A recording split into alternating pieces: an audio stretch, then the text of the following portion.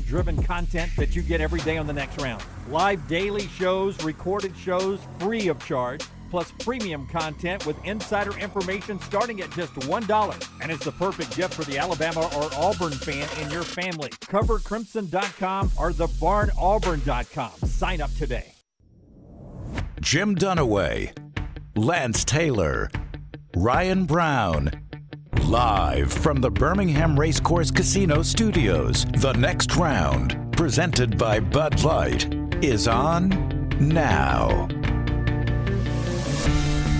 Live show now on a Monday, The Next Round, LTD and B. Tyler and Forrester behind the glass.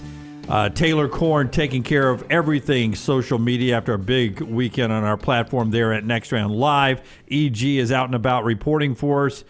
Glad to have you with us now. Remember, thumbs up if you watch us on YouTube throughout the day. Alabama beats Auburn in the Iron Bowl. We'll get to that. We'll talk about playoff scenarios and all the other great rivalry games. Let's start with playoff scenarios. I think it's as simple as this. SMU wins the ACC Championship. Alabama's in. Clemson wins the ACC Championship. Alabama's out. You agree? I disagree. I think Alabama is 100% in. Whoa. Okay. I'm sorry. I didn't know there was an if there. That was a premature. Yeah, it was. I did not know there was an if. If Clemson wins, I think Alabama's 100% in. So you think? If SMU wins, Alabama's 100% in. Let's start the show over. I believe I did this to start the Monday Morning Live. Yeah. I stumbled through it again. So let's do it again. Ready? Go.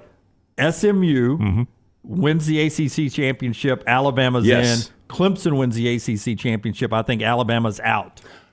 I disagree. I think it's 70-30 Alabama over SMU.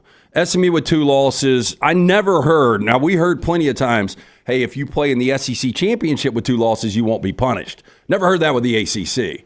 And then we would have to go through, where are those wins for SMU? I mean, strength of schedule's got to matter. I don't think the ACC was ever promised 2 teams in.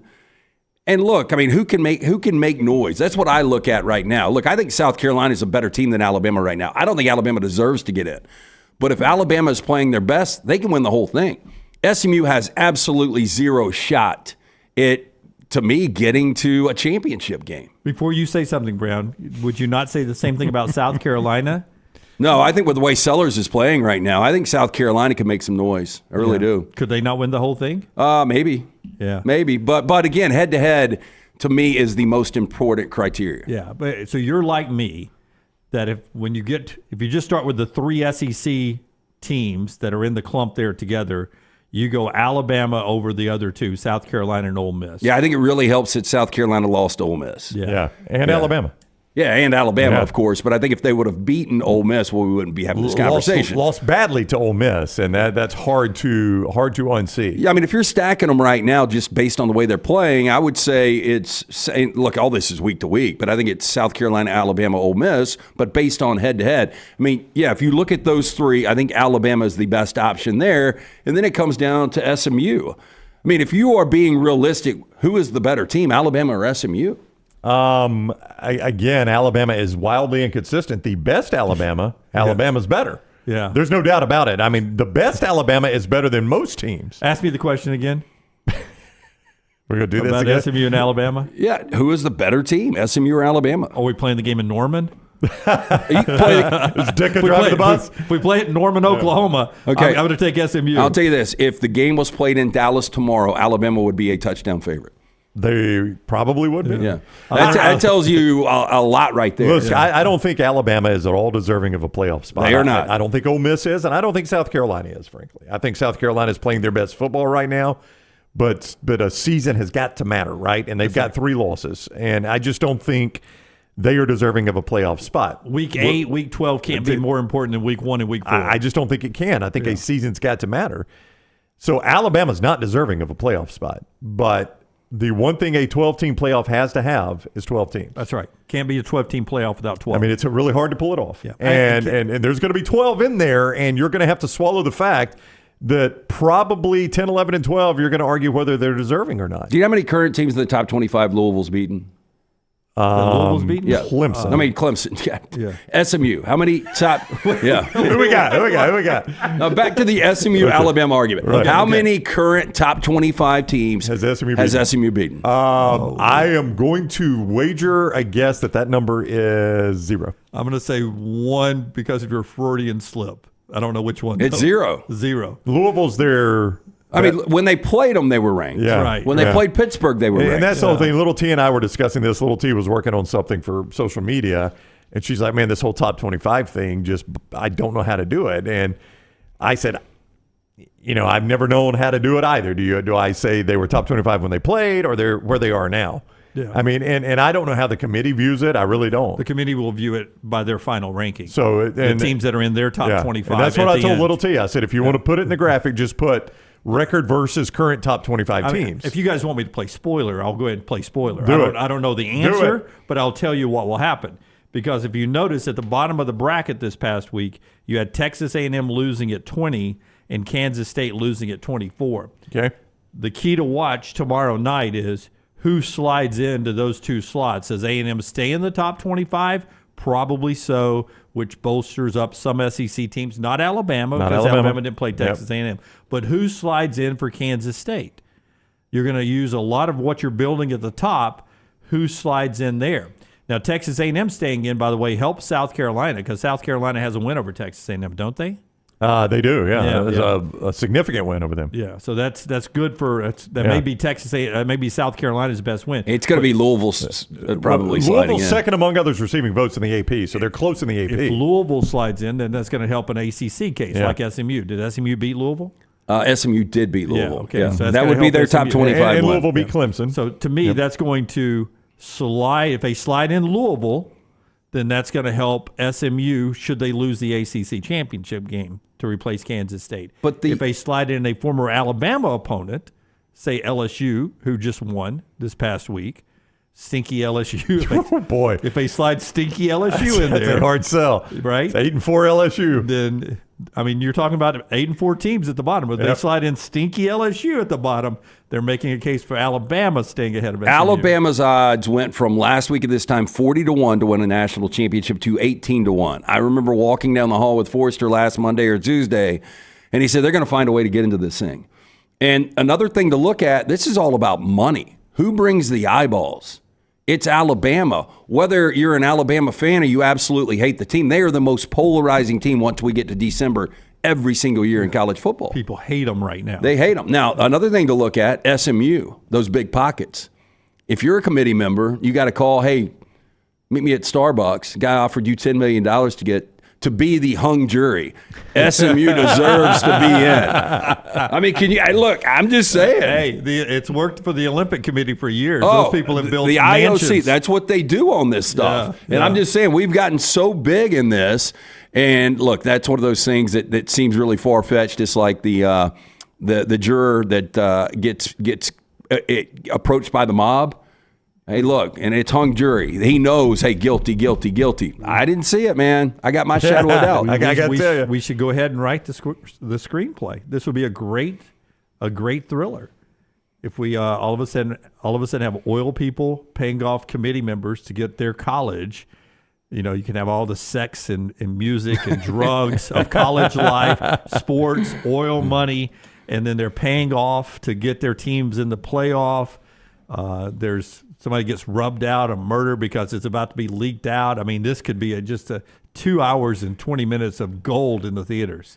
Yeah, you know, I've always said, like in the NFL, you're not going to see a game that is fixed amongst players because there's too much money at stake. But I don't know who's on this committee. Yeah. Honestly, a lot of former coaches who didn't make $8 million a year. I can retire to the Caymans. Okay, here's one thing I'm going to make a statement here. You tell me if I'm right about this.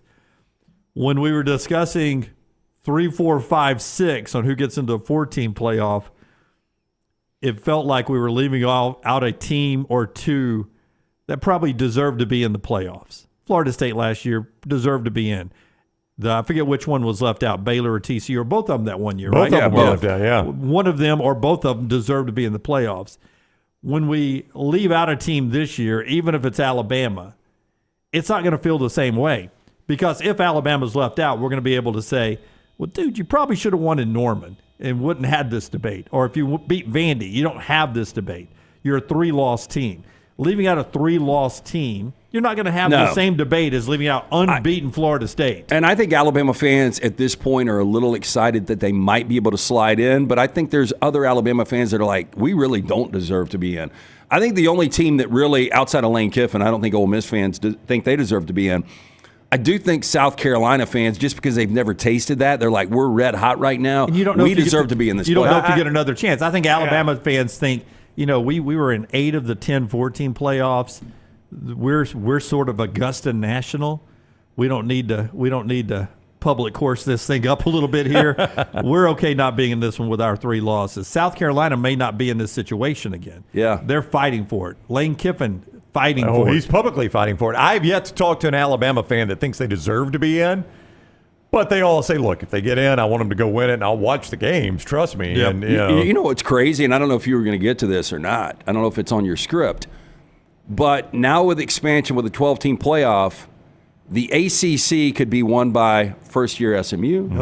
The Big 12, first-year Arizona State. The Big 10, first-year Oregon. And the SEC, the one thing nobody wanted, first-year Texas. Yeah, but to put it the way the Texas Tech coach goes, because we have these perceptions of conferences.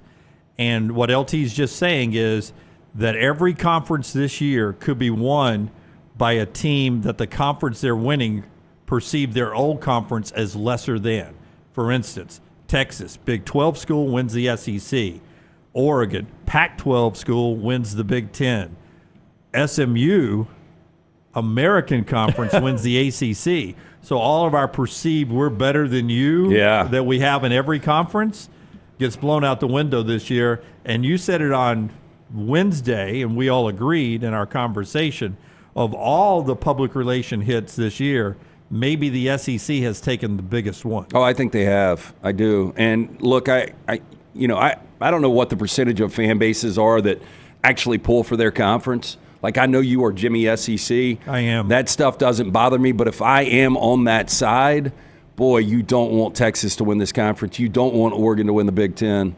The other conferences really don't matter. I think it would be somewhat laughable that SMU rolls in here and nobody gave them a chance. Yeah, they had to buy their way in. I mean, SMU is the guy that the rest of the members are like, whoa. Wait, and that should have been the deal. Hey, look, we'll buy our way in, but we get our money back if we win at year That's one. Right. What if they had made that? And they would have been like, hell yeah. Come on. Oh, yeah, come on.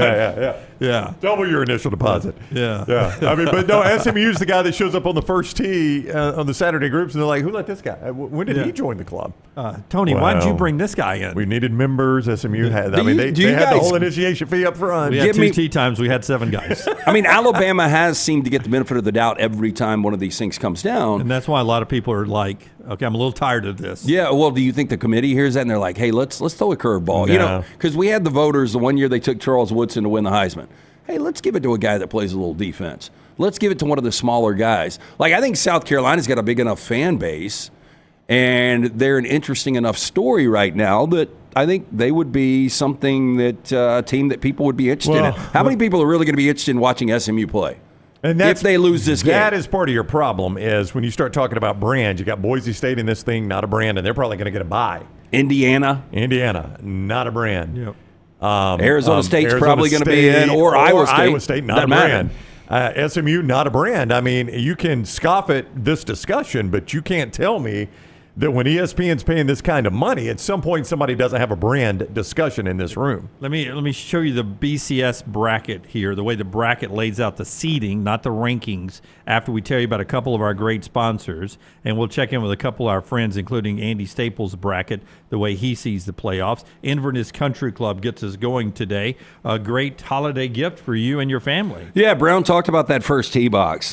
Beautiful golf course. They've got the golf membership, the social membership. Look at win-win. If you buy your wife one of these memberships for Christmas, you can tell you, hey, it's all about the social membership. It's about childcare, but at the same time, you get to play the golf. It is a win-win. Childcare, as I mentioned, big plus. You and your wife on a day of golf or tennis, guess what? You can drop your kid up and go. Have a day on the course or court. What about maybe you work from home? What about working from the club while they watch your kid? Maybe you relocated to retired. Inverness, great place to network. Best days happen there. To take a tour of this unbelievable club, call Aaron today, 205-991-8608 or online, iccalabama.com. And, of course, after the Iron Bowl, you can get Daniel A. Moore's new painting, The Altercation, the 15-yard personal foul. I don't know what Daniel A. would paint from this Iron Bowl. But, yeah, not a lot. You can get all the great works from DanielMooreArt.com, DanielMooreArt.com. That includes that calendar right there. A couple of our viewers said, hey, man, you've saved me 20% on my holiday gift to my buddy, or to stocking stuffer for a family member who's a big Alabama fan, by using the coupon code TNR. It gets you 25% off the 2025 calendar. Also, you get discounts on The Legend, a tribute to Coach Nick Saban, and so much more. It's all right there, DanielMooreArt.com. If you're a Bama fan, remember that website, DanielMooreArt.com. Before we get to the actual Iron Bowl game, Tyler Booker with us in the next segment to talk about Alabama's win over Auburn, what's next for Auburn, and all that. The BCS rankings, this is the way the bracket would play out, okay? And I find this interesting, to y'all's point. So these would be the matchups. If the favorites win the championship game, which includes SMU at this point now, the Ducks, the Horns, the Mustangs, and the Broncos of Boise State would all have byes. 1, 2, 3, 4. SMU would be the 3 seed. Boise State with the 4 seed. So these would be the matchups. Maybe the home field advantage in the 7, 10, 8, 9 would flip around a bit. But 12 versus 5 would be Iowa State, Penn State. So you have a little bit of a name brand issue problem there.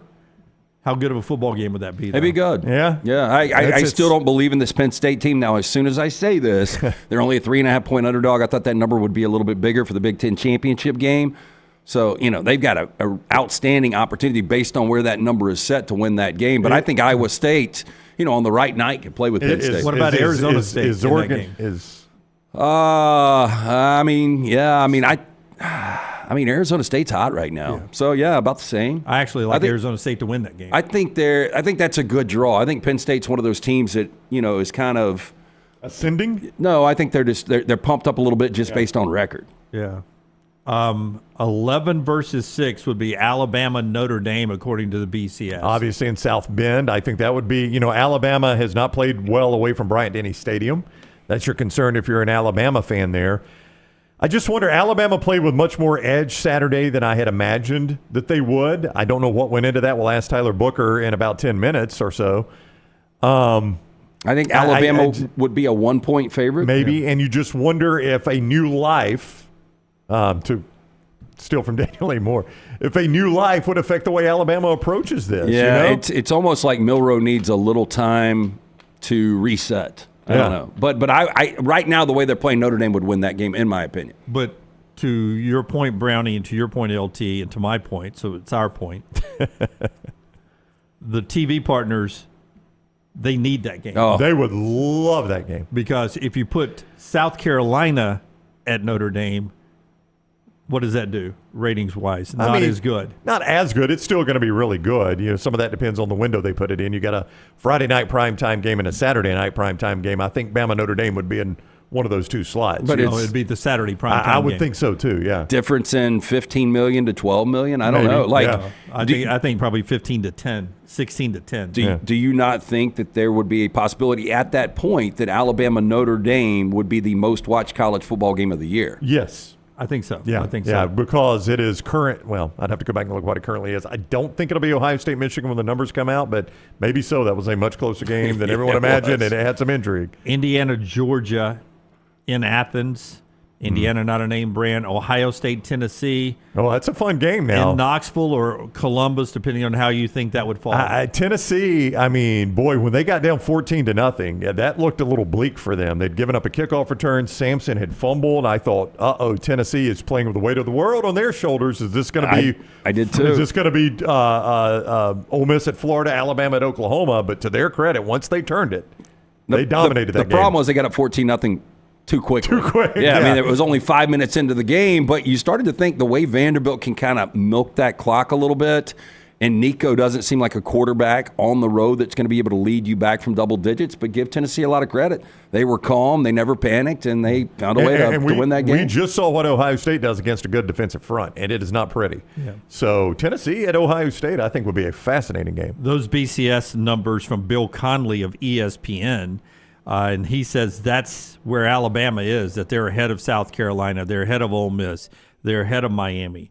They're not ahead of SMU, and that becomes a problem if Clemson gets the automatic bid. It's not a debate about Clemson at that point. Clemson is in with a win because it's automatic. They're not in the conversation for an at-large bid. So that's where we sit with that. Let's talk a little bit about the Iron Bowl before we get to Tyler Booker coming up on the other side. The show being brought to you by our friends at New York Butcher Shop. The New York Butcher Shop, just a great place to go. Pick up a couple of steaks on your way home tonight. Some of those great sides, from the fresh meats to those incredible deli sandwiches for lunch. Pick one up on the way home. Fine selection of great wines, desserts. The New York Butcher Shop, one-stop dinner shops. Get in, see Jim, the original location, Cava Heights, Highway 119 in Greystone. Rare quality, well-done service. It's the New York Butcher Shop. We had felt like a party per night last week, and one of them we were going to was post-Thanksgiving, and my wife was like, we've had enough turkey, and we were responsible for the meat. I went and Jim got 2 pork tenderloins and didn't have time to smoke them, which I normally do, so I just grilled them. Woo! Fantastic from New York Butcher Shop. Everybody a big fan? Everybody was a big fan. I was like, man, this is some good pork tenderloins. Like, thank you. Thanks to Jim from New York Butcher Shop. You can also see America in an RV from Johnston RV Center, I-65, exit 304 in Coleman, 334 in Decatur.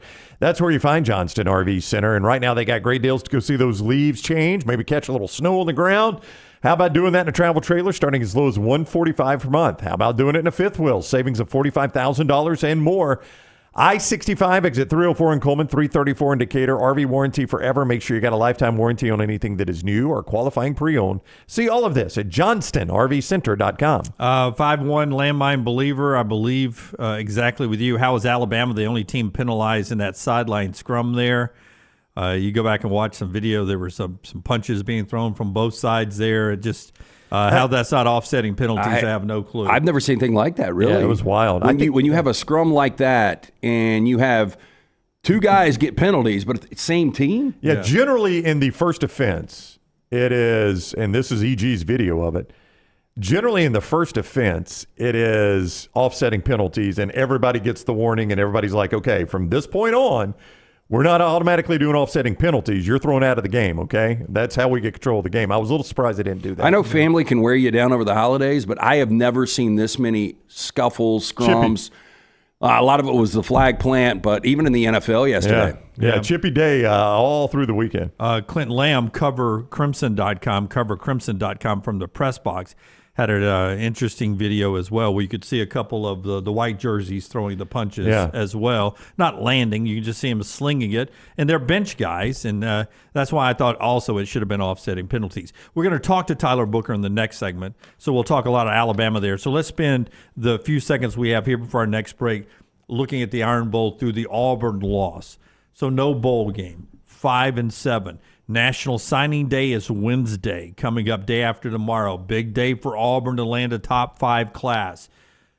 But this football game seemed like an opportunity going in for Auburn to win, to really rock the Alabama boat. There was a lot of talk from the freshmen going in. Ironically, the freshman who said Jalen Milroe wasn't faster than him and couldn't beat him out of the box, couldn't get a hand on him around the corner one time for a touchdown. He could not. When Milroe got the corner, I was like, oh, no, is that DeMarcus Riddick? Yeah. And I rewound it. I was like, yep, that's Riddick. I mean, it's almost like get a horse collar, get a face mask. Just don't let him get that corner. You do not let him get the corner. After you said what you said, you can't let him get that corner. And he did. He did and scored that touchdown. And, life comes at you fast. But for Auburn, it just, 10 carries in the first half from Jarquez, and he barely touches the ball in the second half. You gave up on that side. The halfback pass. Oh, it was a terrible call. It was just an asinine call, I thought, at that point in the game. You had a little bit of momentum, and you score a touchdown on that drive. You try to sort of steal one quick there.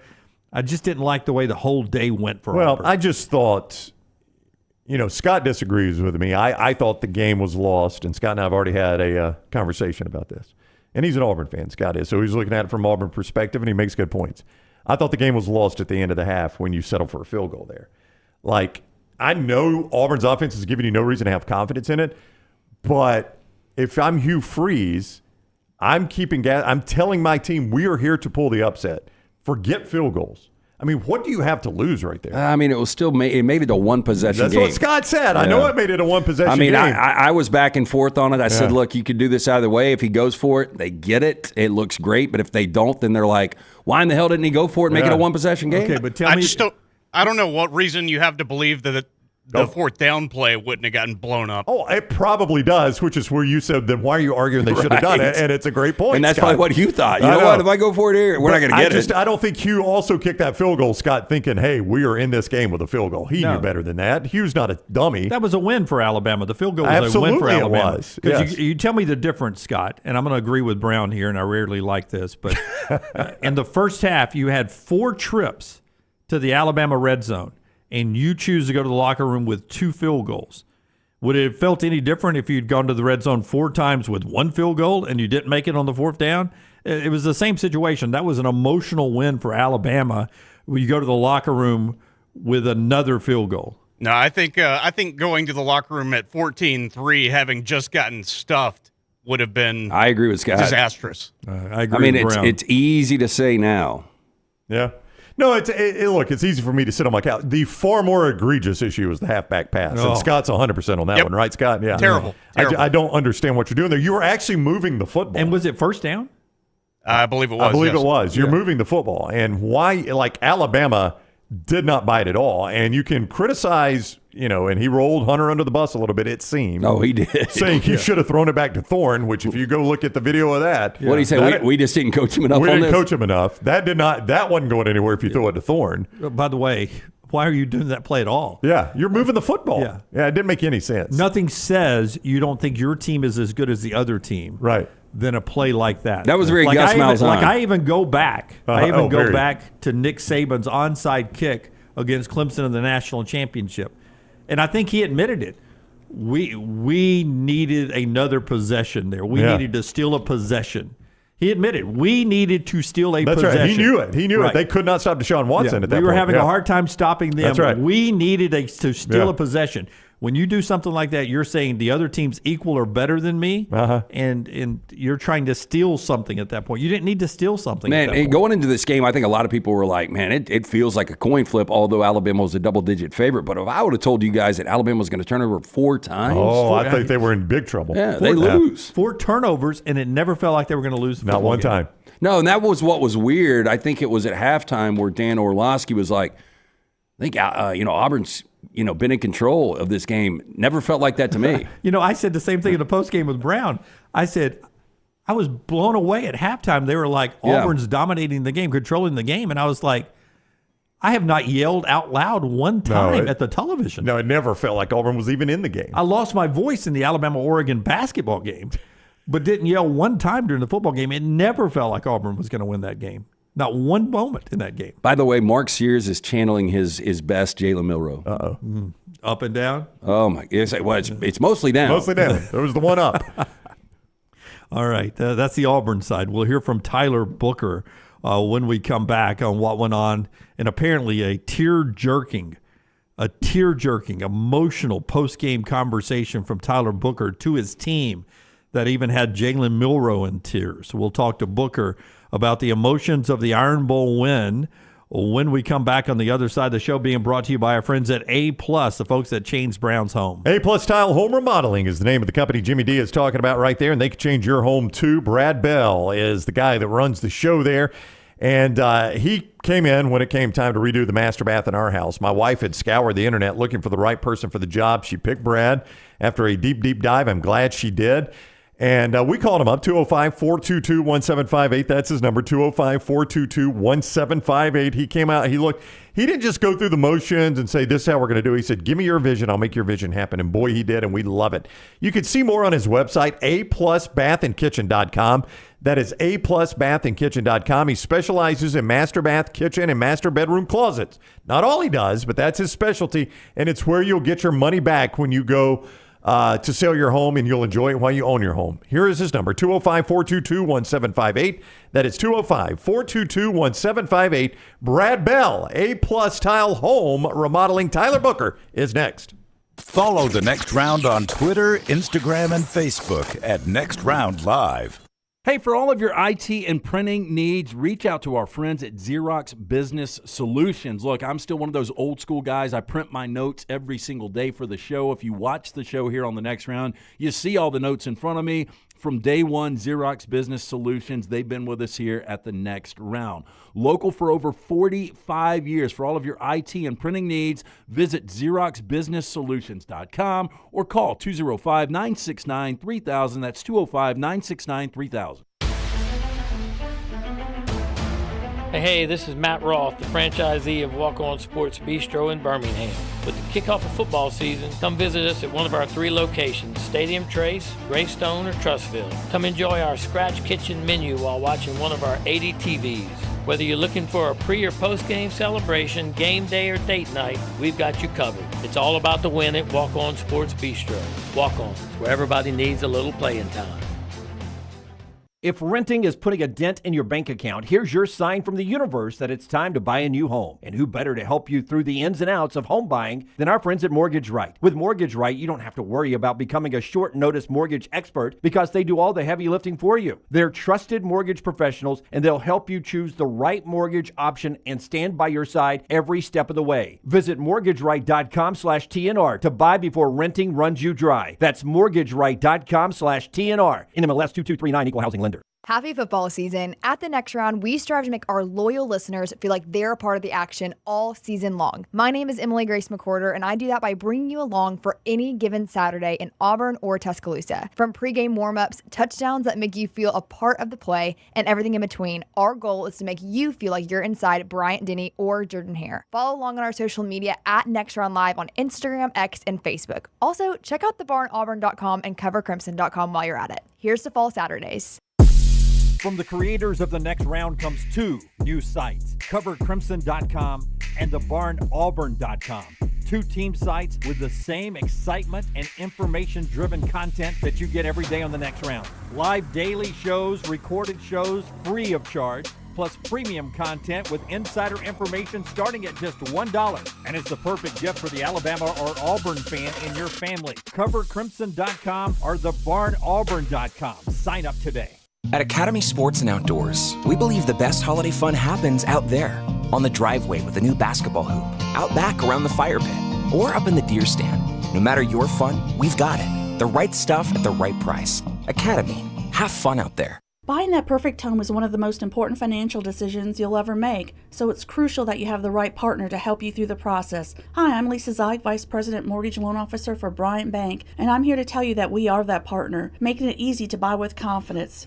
We offer a variety of mortgage products to fit your unique home buying situation. That kind of hassle-free approach might not be what you'd expect from a bank, but it's exactly what you can expect from us. Give me a call today or visit one of our 18 offices across the state of Alabama and let me show you what banking beyond expectation is all about. This hour of The Next Round is presented by the Birmingham Racecourse Casino, now featuring 7 days of giveaways with your chance to win a share of up to $125,000. The more you visit the Birmingham Racecourse Casino, the more chances you have to win. Take TNR on the go with a podcast built for your satisfaction. Miss Hour 1, find it in podcast form. Miss Hour 2, stream it now. Miss Hour 3, download it for later. Miss Hour 4, well, just know it's never coming back. Listen to TNR wherever you find podcasts. Start your day online with our website, nextroundlive.com, for the latest videos, podcasts, and college football stories. It's also a great way to stream the show or shop in the Next Round store. Stay connected by visiting nextroundlive.com.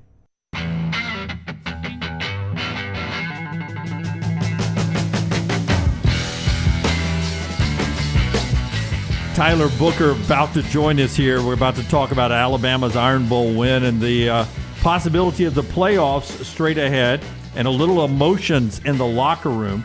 Don't forget, you can get ready to head to the bowl game or the playoff game or just great gifts under the tree this year with our friends at the Pants Store, thepantstore.com. 6 great locations, 6 towns anyway, around the state. Leeds and Birmingham, Huntsville, Tuscaloosa, Auburn. Just an unbelievable store that has great name brands with Alabama and Auburn gear, the sweatshirts, the quarter zips, the T-shirts, the golf shirts, everything you need. Women's wear as well. Free alterations, free gift wrapping, all the name brands. Trust me, it's the best thing to put under the tree. Pantstore.com, pantstore.com. All right, Tyler Booker, the Alabama offensive lineman, has joined us throughout the season on the JohnstonRVCenter.com hotline at this time. He is with us again. A reminder, covercrimson.com with all your Alabama coverage. You can join the message board starting at $1 for the first month. Get all the great shows there on the YouTube channel, the Cover Crimson YouTube channel there as well. Book, what is up, my man? How are you? I'm great. How y'all doing this morning? Doing fantastic. Thanks a lot. That was a passionate Alabama performance there. I think the passion spilled through. There was a lot that went on in the week. There were some words from some Auburn players about some of your teammates and their lack of ability or lack of speed. There's just the factor that you were playing Auburn, staying alive in the playoff race. I mean, what went into all the passion you saw on the field Saturday? Well, it's the Iron Bowl, guys. Like the hatred between the two teams is real, and it was evident this week, starting on Tuesday, and they started it off. So I'm glad we were just able to finish the job with our pass on Saturday. So everybody's been talking about the locker room afterwards. Your speech, how emotional everything was. I know you can't get into it in depth, but could you give us the cliff notes of what it was like behind the scenes after the win on Saturday?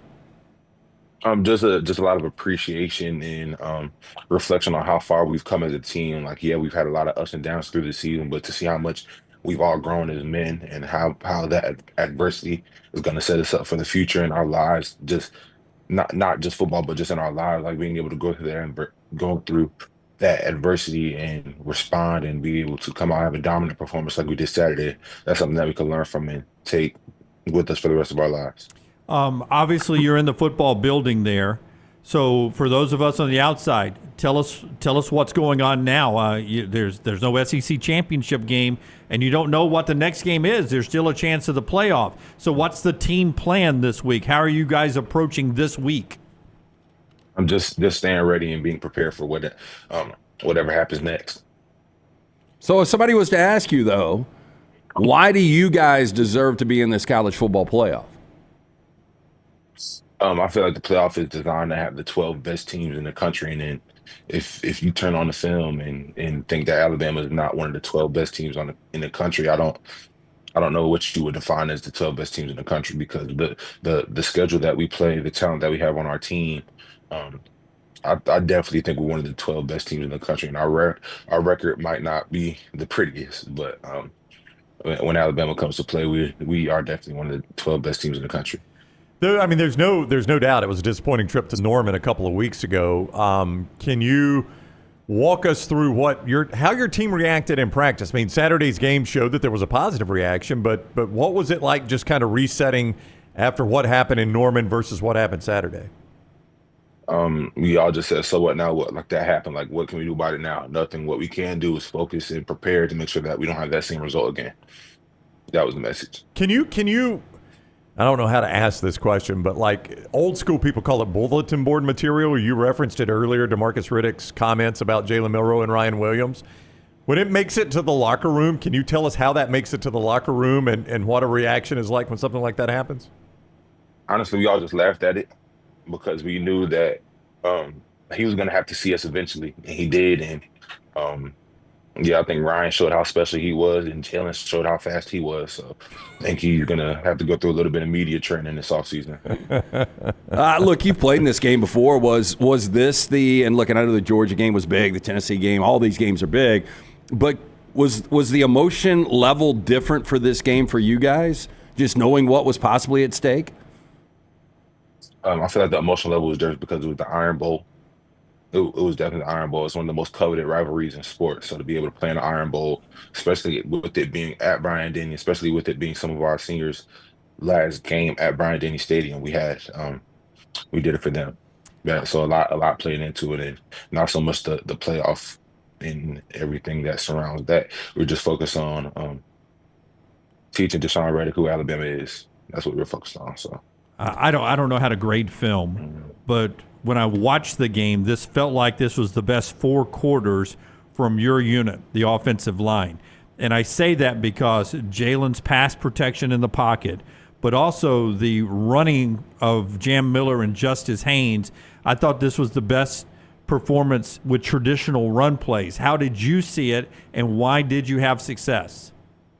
I agree. And I believe we had success because we stayed ahead of the chains. What I mean by that is we didn't have a lot of tackles for loss. Whenever you have tackles for loss, it's hard to get those running backs in there and allow them to build a rhythm and get in a flow. And just like the running backs have to build a rhythm and get in a flow, so does the offensive line. We have to get a feel for how the defensive line is playing. So us staying ahead of the chains, us being disciplined, us not having stupid penalties, false starts, or tackles for a loss, that allowed us to get in our bag offensively and allow our running backs to run and allow Jalen to run and pass like he does. And can I bring up one guy, because you were very, very kind to this guy, lifting him up after the South Florida game.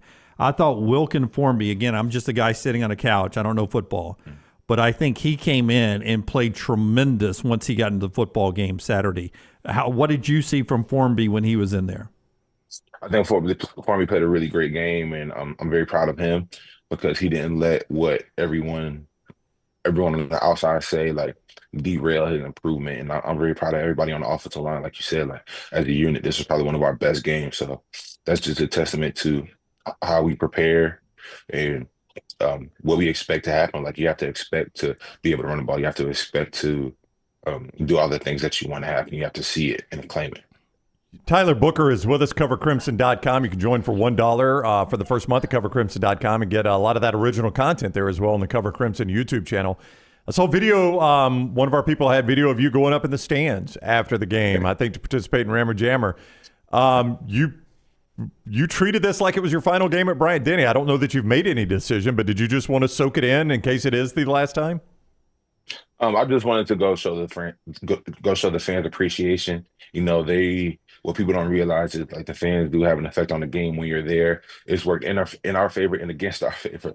So just knowing how much of an impact they have in the game, I just wanted to go show them that how much we appreciate them. And I haven't made any decision yet, so I'm just focused on whatever game we have next and getting better this week. I know going into the weekend, Alabama fans, there were 4 or 5 games they were really focused on wanting those upsets, and one of those games included Miami and Syracuse. Did y'all have any conversations going into the weekend? I know it was all about Auburn, but, after that game was over, how quickly were you checking scores on your phone? Not quickly at all, man. It's a 24-hour rule, and I'm a firm believer in control what you can control. Me watching that Syracuse game wouldn't have changed the outcome of that game at all. So I just really wanted to enjoy that time with my teammates and my family. So I really wasn't paying too much attention to it. You were very important when Kalen DeBoer took the job in the transition. You and a handful of other players like Jalen Milroe. Now that the regular season is over with, there's at least one more game left to play.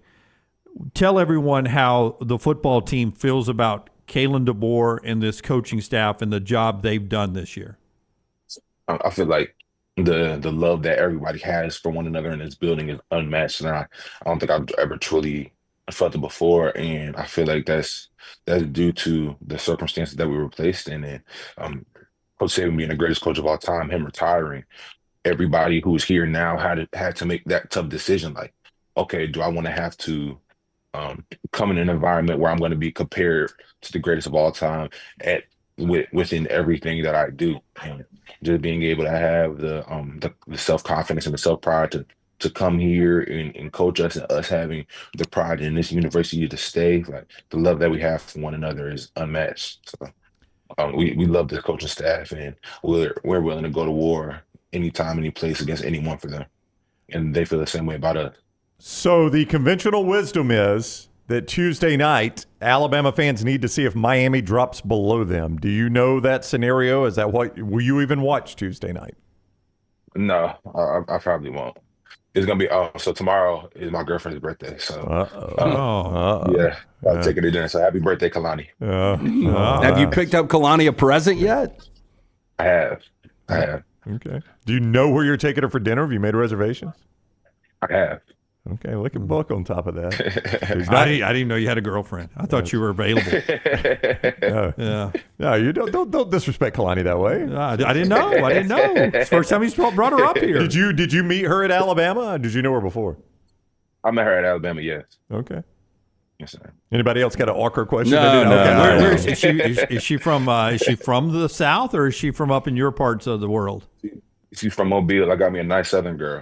Smart guy. We knew you were smart, Buck. Yep. That means you're not going home. It means you're going to be down. You're going to be a Southern man. Yeah. Have you sampled the Thanksgiving feast from her side of the family though, to see if they can cook? I'm sure they can. No, they can cook for sure. Okay. They definitely can cook for sure. Yeah. So you've tried our dressing then. Our cornbread dressing. Yes, that stuff. I have. It's legit. Yeah, it is. Legit. Yeah, I texted Book last week. I was like, I knew you were pissed. We couldn't get you to talk about Thanksgiving food on the show. So we got to do it a week late now. Yeah. Yep. All right, Book, thank you very much for the time. It has been a fun year talking to you as always. We'll catch up with you again soon, but have a great week, my man. Yep. All right, thanks. Y'all too. Appreciate y'all. All right, buddy. We'll see you. See you in South Bend. Fingers crossed. That is Tyler Booker. The Alabama offensive lineman with us, covercrimson.com. Join for $1 for year number one, for month number one at covercrimson.com. $1 for month number one. And enjoy everything there at covercrimson.com. Hey, because you bring that up, because I had somebody tell me this yesterday, and I wonder if there's anything to this. If Nick Saban's still the coach, do they get more of a benefit of a doubt? Mm-hmm. Yep, they do. Oh, yeah. Of course, I think what everybody would say to that, and I almost said it, and it's not fair to say, they wouldn't be in this position with him as the coach. It's what a lot of people would say. Now, I don't know if that's fair to say. You can't say that. I think they would be 10-2. Most people think they wouldn't, but I don't know. I don't know. I think they would already be in. But if they were in this situation, I think he gets benefit of that. I tend to agree that they would get the benefit. I think you tell me when we get to bubble teams in college basketball, if that bubble team is VCU and North Carolina, you think North Carolina gets the benefit of the doubt? Absolutely. In basketball? Yeah. I I think also you look at Nick Saban, look at the championships he's won. Yeah. I think it makes it more realistic that Alabama getting in with Nick Saban has an opportunity to win a championship. Do you think Trey Jordan got the same calls in the lane that Michael Jordan got back in the NBA? No. Yeah. That's the brand discussion. It's human nature. It's human nature. Yeah, and it's the brand discussion that we discussed earlier. It's why, if it becomes borderline for an SMU or somebody like that, brand is going to matter. Yeah. They won't brand in this thing. You keep bringing up Miami. I do. And I want to talk about that after we hear from a couple of our great sponsors. Miami's dead. Miami's dead. Okay. I mean, Brown brought it up in the middle 8, and he brought it up again. So let's talk about who's dead and gone. They took a bullet to the head. How do you blow a 21-point lead? Because Mario Cristobal's your head coach. Tell us about Dr. B. Tell us about Dr. B. And then Brownie's going to tell us about somebody, and then we'll get into. Yeah, Dr. B, look, if you're starting to thin out like I was, like Brown is, you need to make this phone call today, 205-319-0316. Tell Dr. Beckenstein and that great staff the Next Round sent you. For more than 20 years, women and men have turned to Dr. B for a range of cosmetic and reconstructive procedures. He will use that experience, his advanced training and genetic testing to help his patients fully understand the procedures they are considering. I do that non-invasive treatment 3 times a week, 30 minutes each time on the couch.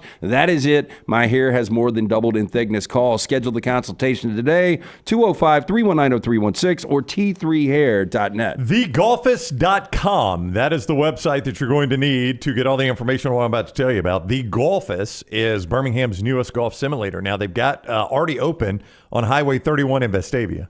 They're soon to open on Highway 280 and also up in Trussville. Get out of the office and get to the Golfist. You can have your board meetings there. You can have corporate meetings there, just your weekly meetings there if you want, and do something fun, man. Don't make it all super stuffy. How about holiday gifts as well? Your holiday party, up to 50 people right there at the Golfist. Great place to go do a fun office party. Or if you're just a golfer and you want to go play some courses you've never played on a golf simulator, you could do that as well. Book a place now. Book a bay now, I should say, at thegolfist.com. Get all the information and book a bay. Bring your own clubs, bring your own food, bring your own drink. Thegolfist.com. Listen, I know they'll be considered by the committee, for those in the chat room, but I think they will be cluttered with the 3-loss SEC teams and behind 1, 2, maybe all 3 of them, because not only do they have the 2 losses, they don't have the quality wins, 0 quality wins, and they have what has been perceived along the way, ACC official reviews that helped them win the Virginia Tech game and the Cal game. Along the way, they've had pitfalls. Their defense has been full of holes.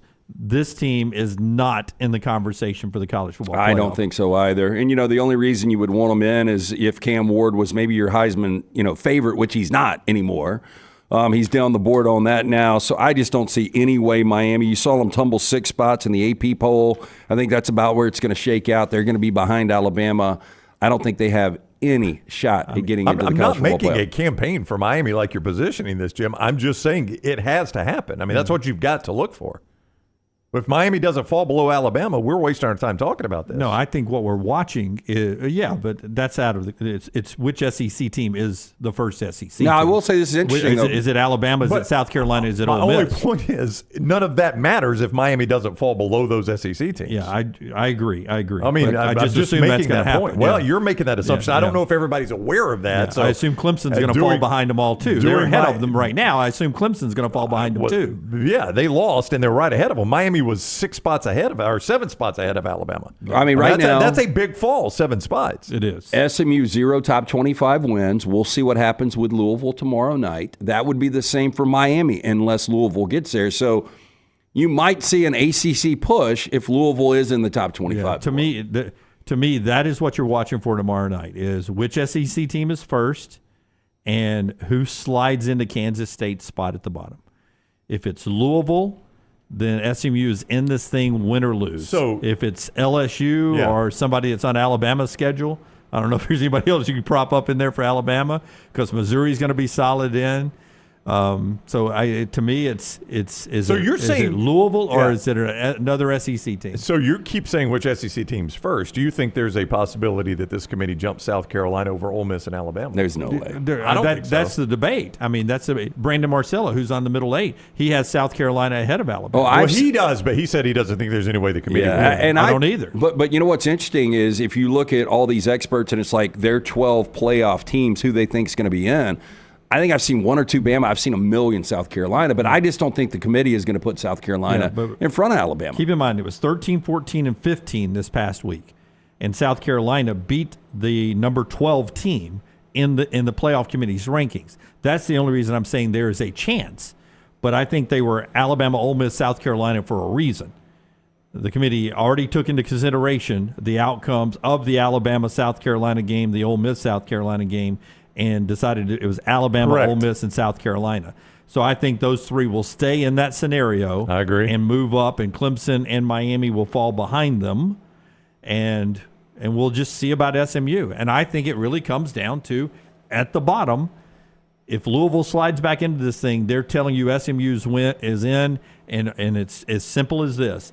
SMU wins the ACC championship, Alabama's in. Clemson wins the ACC championship, Alabama's out, SMU's in regardless if Louisville's in at the bottom of these rankings. I disagree. I think they'll slide Louisville in. I think they are going to be in the top 25, and then they're going to have that in case. I don't think that decision is going to be made yet because I think it's really going to be difficult if SMU loses this game, and right now I lean Clemson wins the game. SMU's 2.5-point favorite. If SMU does lose to Clemson and has 2 losses, 2-loss SMU, 3-loss Alabama, I mean, if you're being realistic, Alabama is a much better team.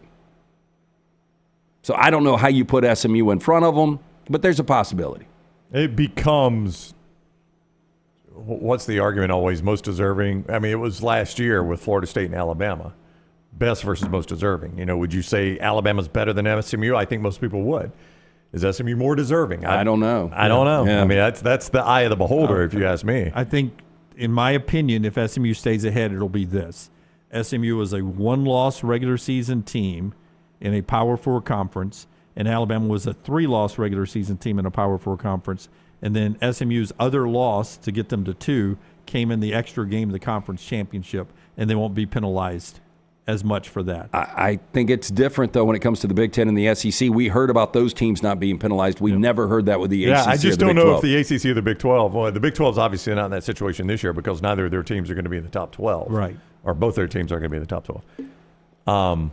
And that's what becomes a little tricky. Like, if both your teams aren't in the top 12, I just wonder how locked in those conference championship game participants are. I don't think like in the case of the SEC, Texas and Georgia are both in there. Not going to impact it one way or the other. That's right. In the Big Ten, both Penn State and Oregon are in there. Not going to. But in the ACC, when one of your teams is outside the top 12, I just don't know that the committee is going to view it the same way. Look, and I don't know what these conversations are, but if it comes down to Alabama and SMU, if that is the scenario, do you not think that is the scenario? Well, do you not think this committee says, I mean, this is an easy way to do it. Hey, if these two teams play tomorrow, who wins? Let's just go around the room. Yeah, I don't think they'll do it that way. Brandon said he talked to Ward Manuel. That should be part of a conversation, but right? It's not. Brandon on the Middle Eight. You can go back and watch the Middle Eight. Marcelo spent time with Ward Manuel at the Michigan-Ohio State game this year. For those that don't know, Ward Manuel's the Michigan athletic director, and he's the chairman of this committee. And Brandon brought that up. He's like, do you guys ever talk about, like, if SMU and Alabama played? He's like, nope. He goes, if it ever gets brought up, we shut it right down. Yeah. There's no hypotheticals discussed in this. It is all based on the merit of the teams. Since 2014, they've always told us there's never a projection. It's always everything that has happened and the data points that have happened. Now, here's the advantage. But how do you talk about who the better team is then? You do eye test, game control, and who you've played. Yeah, but again, it's hard to give eye test when you're playing an all ACC schedule and then you're playing an all SEC. That's why, based on the teams I've seen, I would say, hey, if they played, who wins this game? Now, here's a case for Alabama against SMU. Alabama will have wins over currently Georgia at 7, South Carolina at 15, and Missouri at 21, and a loss to 8 Tennessee. Now, their other two losses by the committee are going to be bowl-eligible losses, quality losses. Oklahoma's a 6-win team, Vandy's a 6-win team, so they're bowl-eligible teams. So those are not like an Ole Miss who lost to a non-bowl eligible team. For SMU, their two losses are going to be who? BYU, right? Yep. And then if they lose to Clemson. Those are two quality losses. But where are their great wins? That's going to be the Alabama advantage there. It's, okay, where's the SMU's big wins? And that's why watch and see if they stick Louisville in to give them a top 25 win. You just start I understand what you're saying, but you can have some dangerous conversations when you start playing the hypothetical game because upsets do exist. Like all of last week, I would have said if Ohio State and Michigan played 10 times, how many times did Ohio State win? You'd have said 10. Yeah. And they didn't win one. Now, I will tell you, the committee did project what Florida State would be in the playoffs without their quarterback. There's no doubt. And there are those that make that argument for South Carolina. Walker, one of our members of our chat, he did a super chat earlier, and he wanted us to talk about what South Carolina would look like without the pick six call against LSU.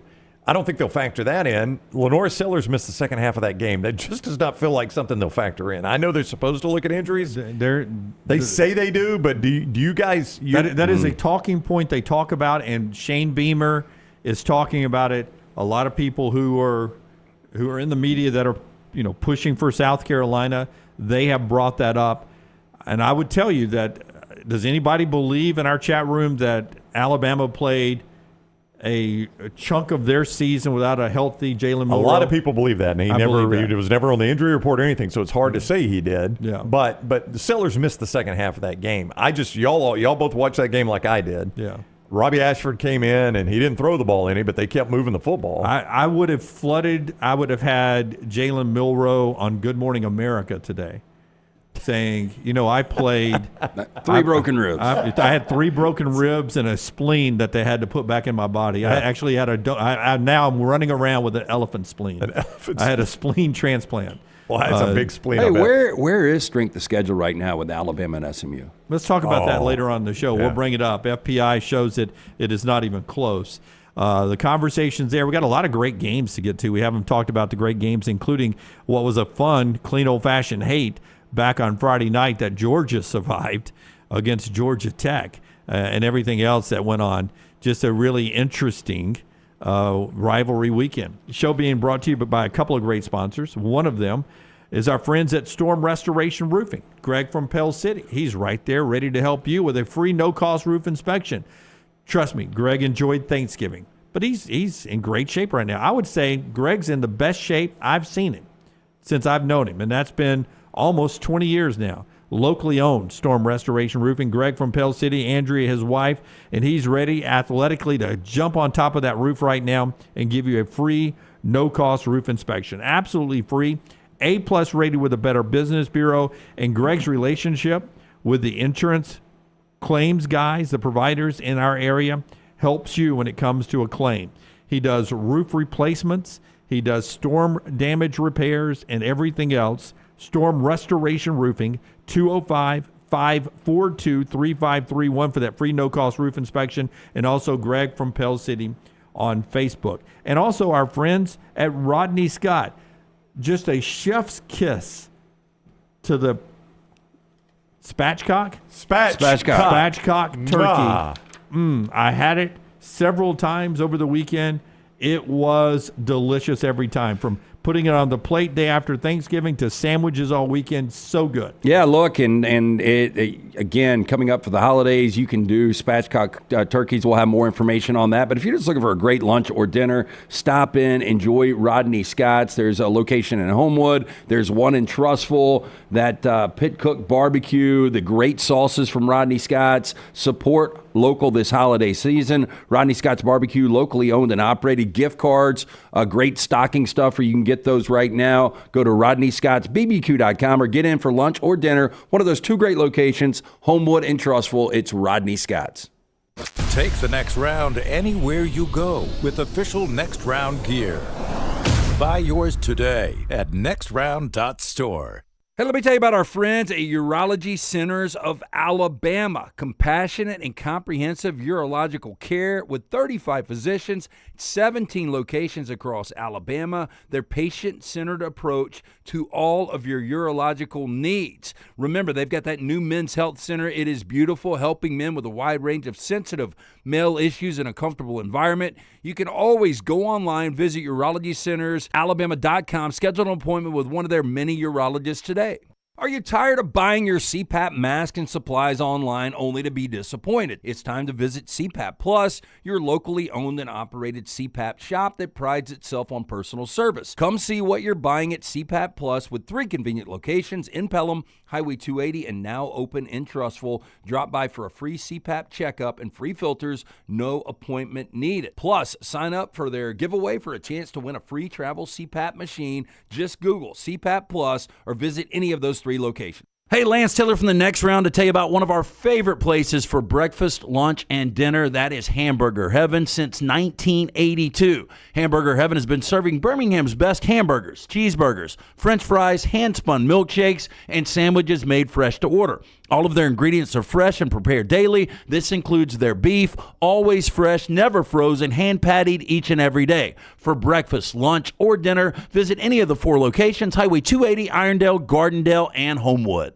Things fall apart. There's even a book about it, but that doesn't mean you have to break the bank to fix them. Ryan Brown here for the Next Round. Our friends at Mortgage Right have a new renovation option that will make repairs and other home improvements easy. If you've recently purchased a home and find yourself short on cash, or you're looking to buy a fixer-upper, Mortgage Right's renovation loan program can help you spruce up your space. Repairs can be made to your roof, plumbing, flooring, and more with the help of top-notch mortgage professionals. So get your fix by visiting mortgageright.com/TNR. NMLS 2239, Equal Housing Lender. Hey, there's nothing worse than waking up to a plumbing problem. Don't get caught in a flooded house. Call the guys at Hemp Hill Services. Adam, Chad, and the team at Hemp Hill are the only ones I trust to fix it and fix it right the first time. Hemp Hill Services does it right and always at a fair price. For all of your plumbing, cooling, and heating needs, trust the name that Birmingham has trusted since 1954. That is Hemp Hill Services. Call now, 205-229-2090. That's 205-229-2090.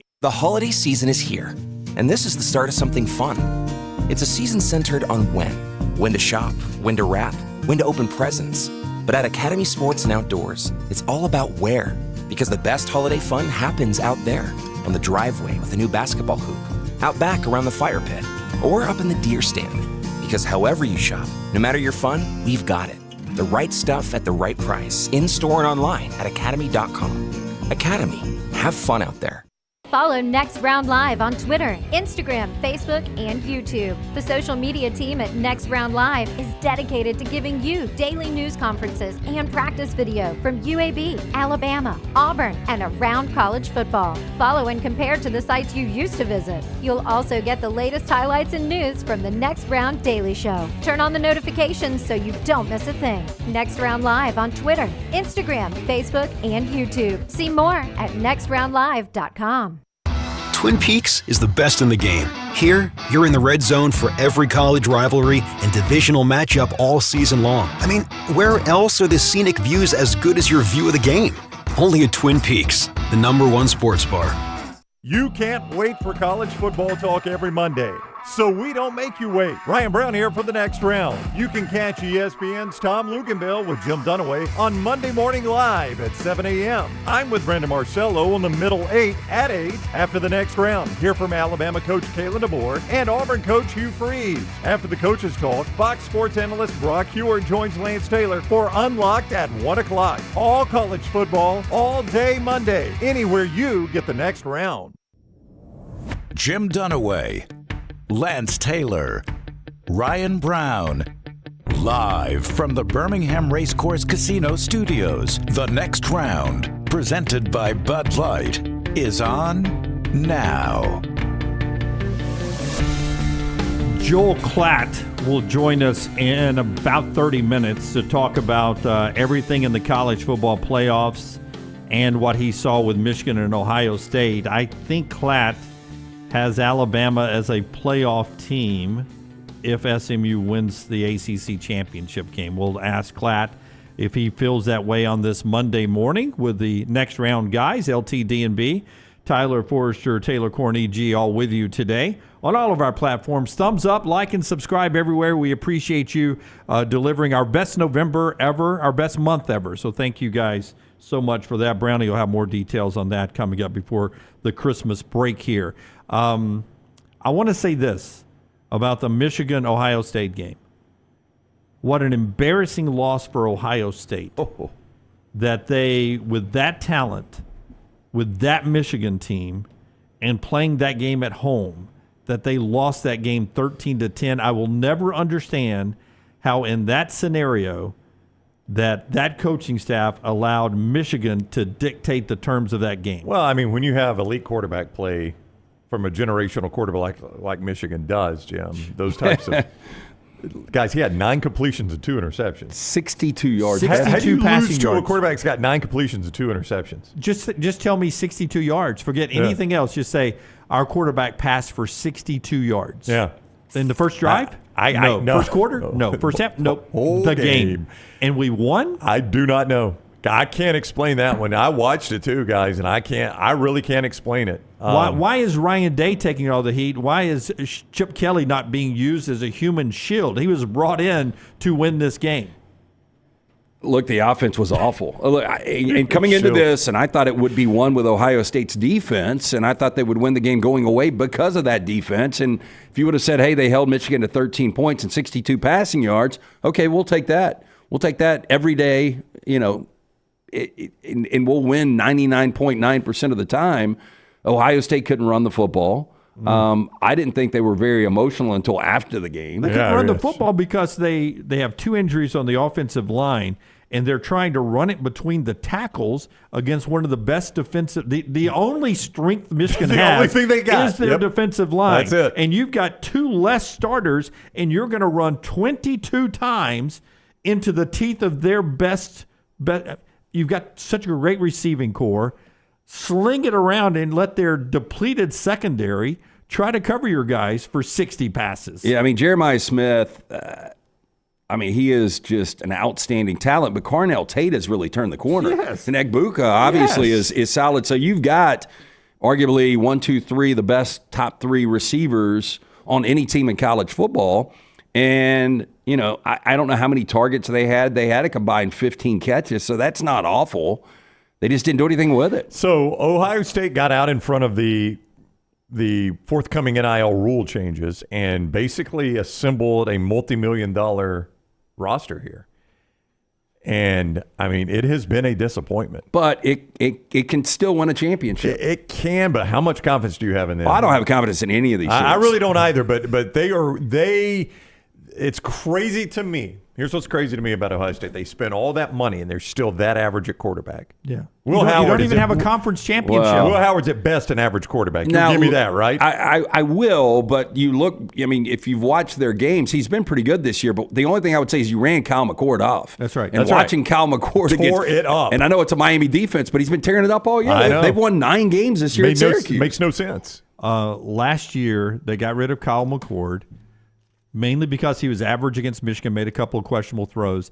He had an 83.8 QBR last year. That was Kyle McCord. This year, you want to take a guess at what Will Howard has? Well, if you ask, it's going to be less than 83.8. Couple of questionable throws in the Michigan game, 83.1. Same quarterback. Same guy? Same quarterback. So we upgraded same guy. Yeah. Yeah. Well, we'll say McCord at least did that on the road. Howard did that at home. That's right. So let me say this. I think the Cincinnati Bengals would be 1-16 without Joe Burrow. Miami probably is a 6-6, 4-8 type team. Without Cam Ward? If you go back, and if you're going to spend all this money in the portal, I mean, and we identified this early, like Cam Ward is probably the best coming out of the portal. And Miami identified it early, and they got him. But how different would it be for a lot of these teams if you had Cam Ward? I mean, I go back to Nick Saban's comment earlier in the year. Would Alabama be undefeated with Cam Ward? Oh, 100%. Not even close. I mean, Cam Ward's maybe the best quarterback in the nation. I mean, it's an ACC schedule, but I mean, he's taken Miami. Look at all he's had to carry them to just outside of the college football Ohio playoffs. State with Cam Ward. They'd be undefeated. I'd be crazy. But you know, everybody focused on Saban dropping the S-bomb on game day and how funny the comment was. You wonder if Saban saw this coming when he said, you can spend $20 million in the portal, but if you don't get the right guys, you're blank out of luck. Yep. Right? And he said that, and everybody laughed. Oh, look at Nick Saban. He's bringing it. Well, you know what it is? But I just wonder if he saw this coming. It's Kirk Cousins and what you invest in him with the Atlanta Falcons. You've only got so much money. Sorry, Forrester. 4 interceptions yesterday, Scott. Well, you guys loved that move back in September. You were loving it. I thought it made them and they might ultimately still win the division. I mean, they're still mathematically they are your NFC South champion. If the season ended today. You got to end up tied for that head-to-head factor in the NFL. Yeah, I know. There's no rankings. There's no 13 people getting bought off in a committee. I'll say this. Your team stole one yesterday against Carolina. Yeah, well, we gave it to them, and then we stole it back. And Kirk Cousins, the only team that he has scalded has been the Tampa Bay Bucks. Yeah. Yep. But anyway, with all that said, we don't have to play them again because both of us won't be in the playoffs. If you spend $40 million on a quarterback and you miss on that, you're not going to be good. No. And you've only got so much in NIL. Yeah, I have no faith. This is a flawed Ohio State team. And I don't think they're going to run up against a defense. Well, I'll say this. It starts with coaching. He's got a Michigan problem. Boy, he's hard to like. Who, Day? He's hard to like. Yeah. I mean, I got caught up in pulling for Michigan. I mean, he has got a Michigan problem. There's zero doubt about that. He's 1-4 against Michigan, Jim. That's how big the problem is. I was pulling for Michigan, too. First off, they came out in those all whites. Oh, they look good. It was uniform. fantastic. Yep. And then I was like, God, they're 20.5 underdogs here, 20.5 underdogs. I don't know why I'm going 0.5, 20.5 underdogs in this game. And then as they were keeping it close, I was like, man, this would be so awesome if it's a close game all the way. I never thought it until Mullings busted out of that pile up and ended up getting the late first down. That was the first time I thought Michigan would win that game. Yeah, I screamed at the TV more in that one than I did the Iron Bowl. It was a little more exciting. Yeah. Speaking of the Iron Bowl, we'll hear from Hugh Freeze, then we'll get to Four Downs. Show today being brought to you by our friends at MyBookie. Can you give us a little tease of what's ahead? Is it Texas or Georgia favored in the SEC Championship Game? It is Texas. I pointed this out earlier, Lance, on the Middle Eight. We have got 9 conference championship games, 9 of them. Not a single game's bigger than a 4-point spread. Pretty awesome. I mean, that's going to be fun. It sounds like a fun weekend. Let me behind the scenes on this. I would have thought it would be around a pick for with Texas and Georgia, yeah. And more so based on Georgia being such a factor in that dome. But I think there'll be more Texas fans and Mercedes this weekend. I'm curious about that too. I think you could get a Longhorn takeover there. I don't know if it'll be a takeover. I think it'll be closer to a 50-50 split. because there will be a lot of Texas fans. But Georgia, they don't have to drive, so they don't. But they can just make a day of it. What else are you going to do on Saturday in Atlanta, Georgia? I just want to say this real quick about that game. Yep. What is my buy-in? If I'm Texas, I get a bye. If I lose, I still get a home game. So it's an extra game. Some people believe that extra game allows you to not get rusty. But if you're Texas, the flex of winning the championship in year one, I think that's if Oregon is to lose to Penn State, you're the number one overall seed. Yeah, I think for whatever that's worth. I think, I mean, I don't know if it's worth anything, the difference between 1 and 2, but I do think what you said first. I mean, that's a proud program, Texas, and to come in and show we run this league year one. Yeah, that's kicking the deck right there in the SEC. I think, and for Georgia's players, Kirby has struggled with this all year.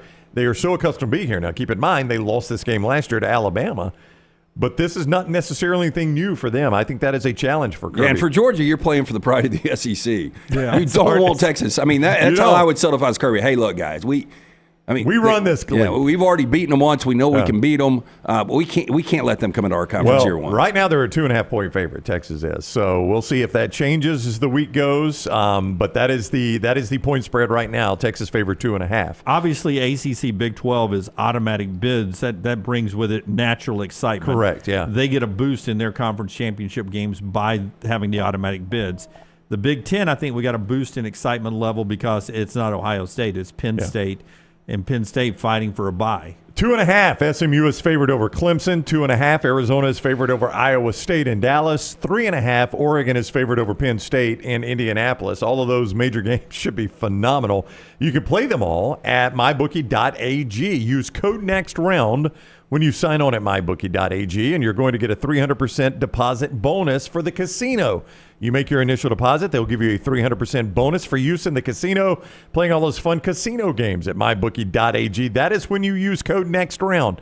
All those games we just discussed, the NFL games, including tonight's Denver-Cleveland game, Cleveland at Denver, Denver a 6-point favorite, all right there at mybookie.ag. Bet anything, anytime, anywhere. MyBookie.ag, code NEXTROUND. MyBookie.ag, code NEXTROUND. Before we get to the 4 downs, back to the Iron Bowl, here's Hugh Freeze after the loss in Tuscaloosa talking about the season.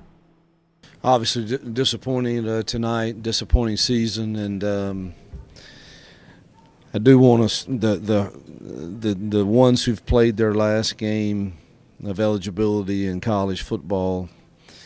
We had some special young men in that group, and I hate to see them hurt and not go out on a higher note. Obviously, last week at Jordan-Hare was fun for them and good for them, but certainly these Iron Bowl experiences are special, and hate to see them hurting the way they are currently, and again, disappointing to end the season like we did.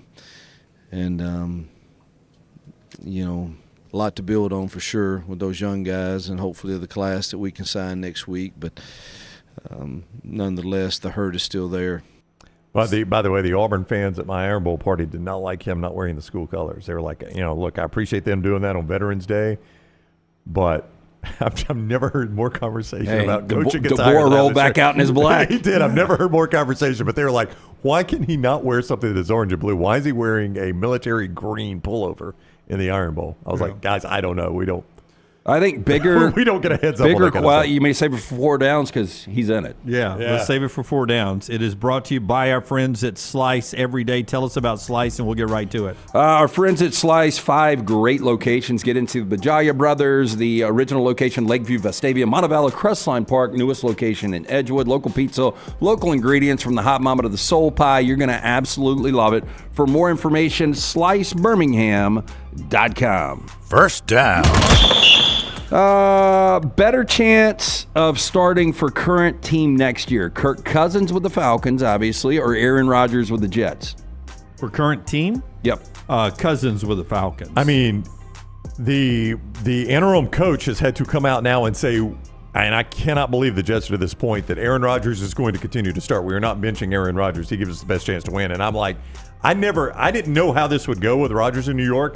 I never thought it would get to the point where the coach was having to say we're not benching. How much did you guys watch? Because New York both and of those Seattle? quarterbacks cost me covers yesterday throwing pick sixes. I was on Red Zone. Since the Dolphins didn't play, I got to enjoy the witching hour on Red Zone. Well, that actually hurt your Rams playoffs hopes. I mean, good for the Rams; they're back in it. But the Seattle win there, a loss for them. It was awful. Been even better because they're up 21-7, and Leonard Williams played a hell of a game. I mean, he was in the backfield the entire day. But for him to take one to the house like that? Kirk Cousins, 2nd and 3rd. Now, the 4th interception, it was 4th down. You've got to throw the ball somewhere. And he threw a pick. It wasn't great, but you got to throw that somewhere. But the one in the end zone was awful. The 2nd and 3rd, the pick terrible. 6, and then the one he threw up for grabs in the end zone are as bad an interception as you'll see an NFL quarterback throw. And it was Kevin Harlan and Trent Green, or Rich Gannon. Who's with Harlan? I can't ever remember. I think it's Trent Green. It was like, I cannot believe a guy Kirk Cousins' age got baited into that throw. It's like, that is like a rookie NFL mistake, and Kirk has played so much football. I mean, only the Falcons know how good Penix has looked in practice. Yeah. I mean, he can't be any worse than Kirk Cousins was yesterday. But Cousins will be in Atlanta contractually. Yeah, but I'm just saying that I would think next year Penix is going to be your starting quarterback. Ooh. We'll see. It's a lot of money. Rodgers will be somewhere else if he's still playing football. 2nd down. I think better chance Rodgers is starting somewhere. Better chance of starting for their current team next year. Quinn Ewers or Jalen Milroe? Their current team? Yep. Neither is my answer there. Current team, I think I'd go Quinn Ewers. Ewers isn't going to get drafted in the first couple of rounds. No, and Milroe and almost everybody is and consistently as he's played, almost everybody still has him among their top 4 or 5 quarterbacks, and that's late 1st round, 2nd round. Yeah, he's going to get baited and go into the NFL. Yeah. I think he should come back and make millions. I think Quinn Ewers will come back and make millions, and I think Ewers is going to be somewhere else. You think Jalen Milroe should come back to Alabama? No. Okay. I don't think Alabama, just guessing here, wants him back. I think Kalen DeBoer will be very active, not necessarily at the quarterback position, but I think he'll be a more active coach in the portal than Nick Saban, probably because of filling holes in recruiting, that maybe they won't be as good at recruiting as Nick Saban was across the board. So I think he'll go out and get more players in the portal. But if you were probably don't need that at the quarterback position this year, but I don't think Jalen Milroe is his type of quarterback. Ideal quarterback. Yeah, right. But if you guys were advising both Ewers and Milroe and you were in control of their career, what would you tell them? Go to the NFL in May or come back and find a portal place where you can make $3 or $4 million? If I'm with Brown, if I'm a 1st round, 2nd round grade at quarterback in the NFL right now, I go now because one leg injury – and my speed could look differently. And if I have another year of them, and Brown was the first, we had some guest on, and then Brown brings it back off. And the more you stay in college, the more they have to, at some point they build you up. Yep. And then all they do is you get chip tear away. down. Oh, yeah, but it's normally after 2 years. He's about to play 2 years. Throwing motion. His throwing motion. But here's the way I would sell it. Like, we've seen Milroe at his best. If he could package that for a full season, which who's to say he can if he's in the right offense, and if he does, then he could be the number 1 overall guy. Yeah. And that money is lifetime money. The difference in being drafted in the 2nd round and maybe never playing, I mean, he's going to make millions either. I mean, he's got great options, but I would say come back. I think both of them should go. Like, imagine this. Maeva played pretty well. I mean, threw 2 pick sixes late in the 4th quarter. That game was a joke, by the way, that USC didn't get the cover. But imagine if he went and played for Lincoln Riley. If Lincoln Riley's still there, which we'll get to in a second. Yeah. 3rd down. Hotter seat in 2025, Sam Pittman or Brent Venables? I didn't watch a whole lot of that Missouri-Arkansas game. Did I hear correctly that Pittman coached from the press box? Did I mishear that? I did not see one play. It was a snow game. I saw some of it. I had it in a quad box. Yeah. In the snow, Missouri wins it to stay ranking. And that was big for Alabama, right? Yeah, huge for Alabama. When you got to lean on Missouri. I don't know if he coached in the booth or not. Help us out in the chat room if you I'll watched try to any find of that it. game. Yeah. Too many good games to do that. I am still not sure Sam Pittman doesn't retire. Well, Brandon told you he's about to have a hip replacement. Yep. And so maybe that's why he was in the booth. Maybe it's gotten so bad that he can't risk being on the sideline anymore. I don't know. Nick Saban had a hip replacement and came back and joked about it. Yeah. and looked great afterwards. Yeah, I think a Pittman retirement is probably on the table. Yeah. So who was my other choice? Venables. Venables will be back for Venables another saved year. himself against Alabama. If they had not won that Alabama game, it might be tricky for him, but I think he saved himself there. That was a home game. I'm saying both are going to. Well, if Pittman wants to be back, I think he'll be back. I'm just saying who would be on the hotter seat going into 2025. Venables. My apologies. Yeah, Venables or Pittman. Yeah, I think Pittman will be gone. Venables is going to be in a hotter seat, but if they're both, neither one of them coaches past next year. Yeah. Pittman will be on an extremely hot seat to start the year. Yeah, because I think Oklahoma's schedule next year is going to be equally tough in the SEC. So I think both of them are gone after next year. So, but I'll go Venables. 4th down. Before you answer this, let me remind you, on the hottest seat, as far as shortest odds coming into 2023, the coach to be fired was Neil Brown. They won 9 games. He gets fired this year. Wasn't on that hot seat coming into it. But if I asked you, hotter seat coming into 2025, Billy Napier, who was the Neil Brown coming into this season, or Hugh Freeze? Oh, next year's huge for Hugh Freeze. Well, it's pretty big for Napier, too, I'd say. Here's the difference, though. Napier now has, I think, baited his fan base into thinking they love him. Right? Yeah, they should contend for the so playoffs. So did Neil Brown. No, I know, but that's what I'm saying. I'm saying the difference between him and Freeze. So what is I think it's playoff or bust for Napier next year. I know that sounds insane, but the way they have finished the year, I think they're confident in DJ Lagway.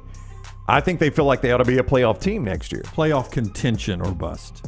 I would go Okay, however you want to put it, yeah. Yeah, they need to be 9-3 and in the conversation. 9-3, 10-2 in the conversation. I mean, Hugh is 11-14 overall, 5-11 in the SEC. Auburn now has 4 consecutive losing seasons. And the bigger difference between the two, who's Florida's starting quarterback week 1 next year? DJ Lagway. Who's Auburn's? No idea. And that's TBD. the biggest difference, huh? TBD. That's the biggest difference. That's not some cool nickname for a player, by the way. It's to be determined. Yeah. But let me ask you guys this: 5-7 Auburn. If they would have had Cam Ward, which we brought it up, why are you sticking with Peyton Thorne? We love Peyton Thorne, great dude, but average quarterback. If they would have brought Cam Ward in, they beat Arkansas, they beat Oklahoma, they beat Missouri, they beat Cal for sure. So just flip those 4 games. Right now they're 5-7. That would make them 9-3, and maybe they win one of these. They're in the conversation that we're having with South Carolina, Ole Miss, and Alabama right now.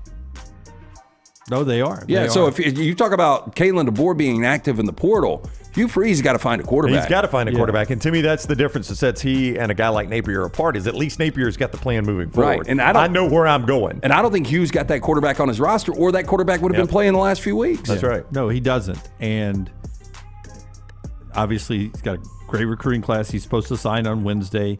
You keep the guys who are already on the roster, and you are active in the portal, because we were told at SEC Media Days that they have money and they're going to be very active in the portal this year, building for year 3. So it's about to be portal time.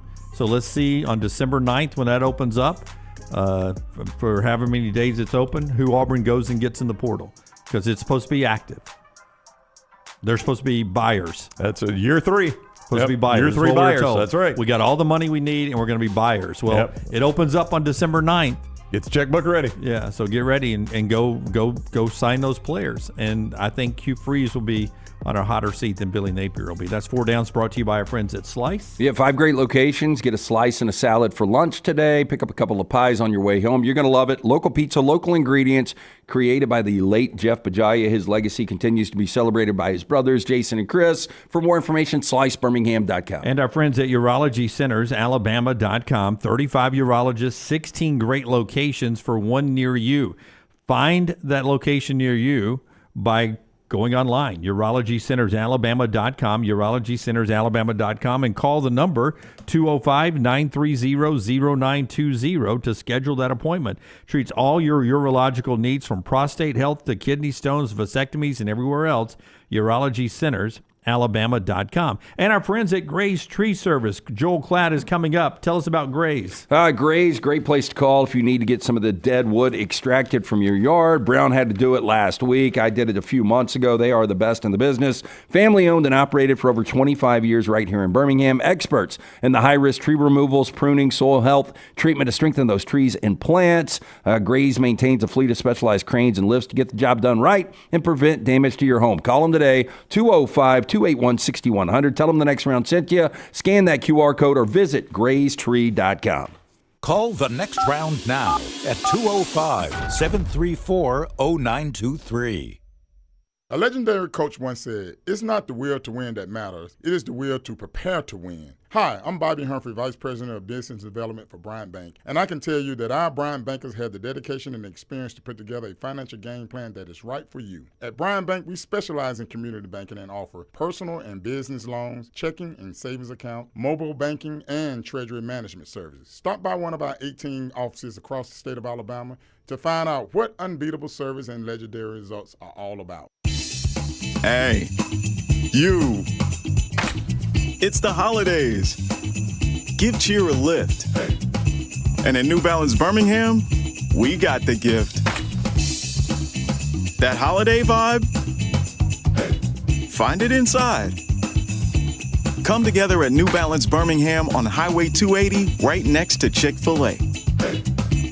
New Balance Birmingham, we got now. Thanksgiving is here, and let the New York Butcher Shop be the place to get all of your holiday meal items. Their premium turkeys are fresh, free-range, and hormone-free. The New York Butcher Shop also has a wide selection of chef-prepared side items to help save you time in the kitchen. Pick up a bottle of wine, and your meal will be complete. Turkeys are selling fast, so place your order today. 2 locations to serve you, in Cahaba Heights and on Highway 119 in Greystone. The New York Butcher Shop. Rare quality, well-done service. At Academy Sports and Outdoors, we believe the best holiday fun happens out there, on the driveway with a new basketball hoop, out back around the fire pit, or up in the deer stand.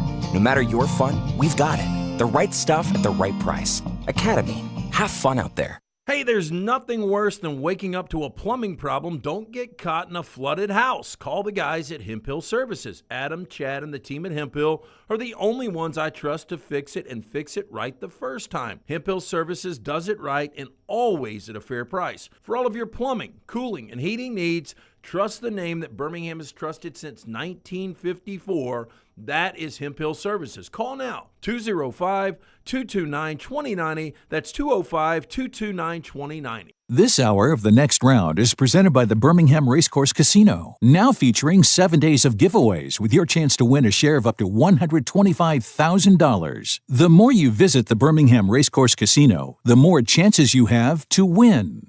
Storm season is here. Make sure you have a plan of action in place right now. Greg from Pell City and Storm Restoration Roofing should be your first call when storms hit. Insurance companies love working with Storm Restoration Roofing because of Greg Nelson's name and reputation in the industry. When storms hit, call Greg Nelson. He's local, 205-542-3531. He's the home of the free no-cost roof inspection. Greg from Pell City on Facebook, 205-542-3531. It's Storm Restoration Roofing. In some places, football is a sport. In Alabama, it's a fine art. New Life Art is proud to announce Daniel A. Moore's upcoming painting, Deuces Wild. This season, Bama is blessed with a pair of very talented deuces. The pair played a huge role on both sides of the ball in the Tide's amazing 41-34 victory over number 2 Georgia. Deuces Wild will portray the unbelievable game-winning 75-yard touchdown catch by deuce number 1, Ryan Williams, late in the fourth quarter. The Dogs' last chance drive was stopped by deuce number 2, Xavier Brown, as he made the game-saving interception in the end zone, which will be celebrated by a small artist's remark in the bottom margin of each print. Go to danielmooreart.com to see the artist's preliminary sketch and take advantage of special pre-publication pricing for Deuces Wild. Also available, The Legend, Daniel Moore's final tribute to Coach Nick Saban. Order now at danielmooreart.com. Hang out with the Next Round on the go. Whether you're driving to work, running errands, sitting on the beach, or you just need a break from the real world, we can keep you company. Check out the Next Round, Mystery Fifth Hour, and our other shows on your favorite podcast app. We'll meet you there. Here at the Next Round, we love our guests, especially our 2024 football regulars. Auburn, Alabama fans, we've got your guys. On Mondays at 9:25, we'll be joined by Alabama offensive lineman Tyler Booker, and Tuesdays at 9:25, we chat with Auburn quarterback Peyton Thorne. Join us and rep your team.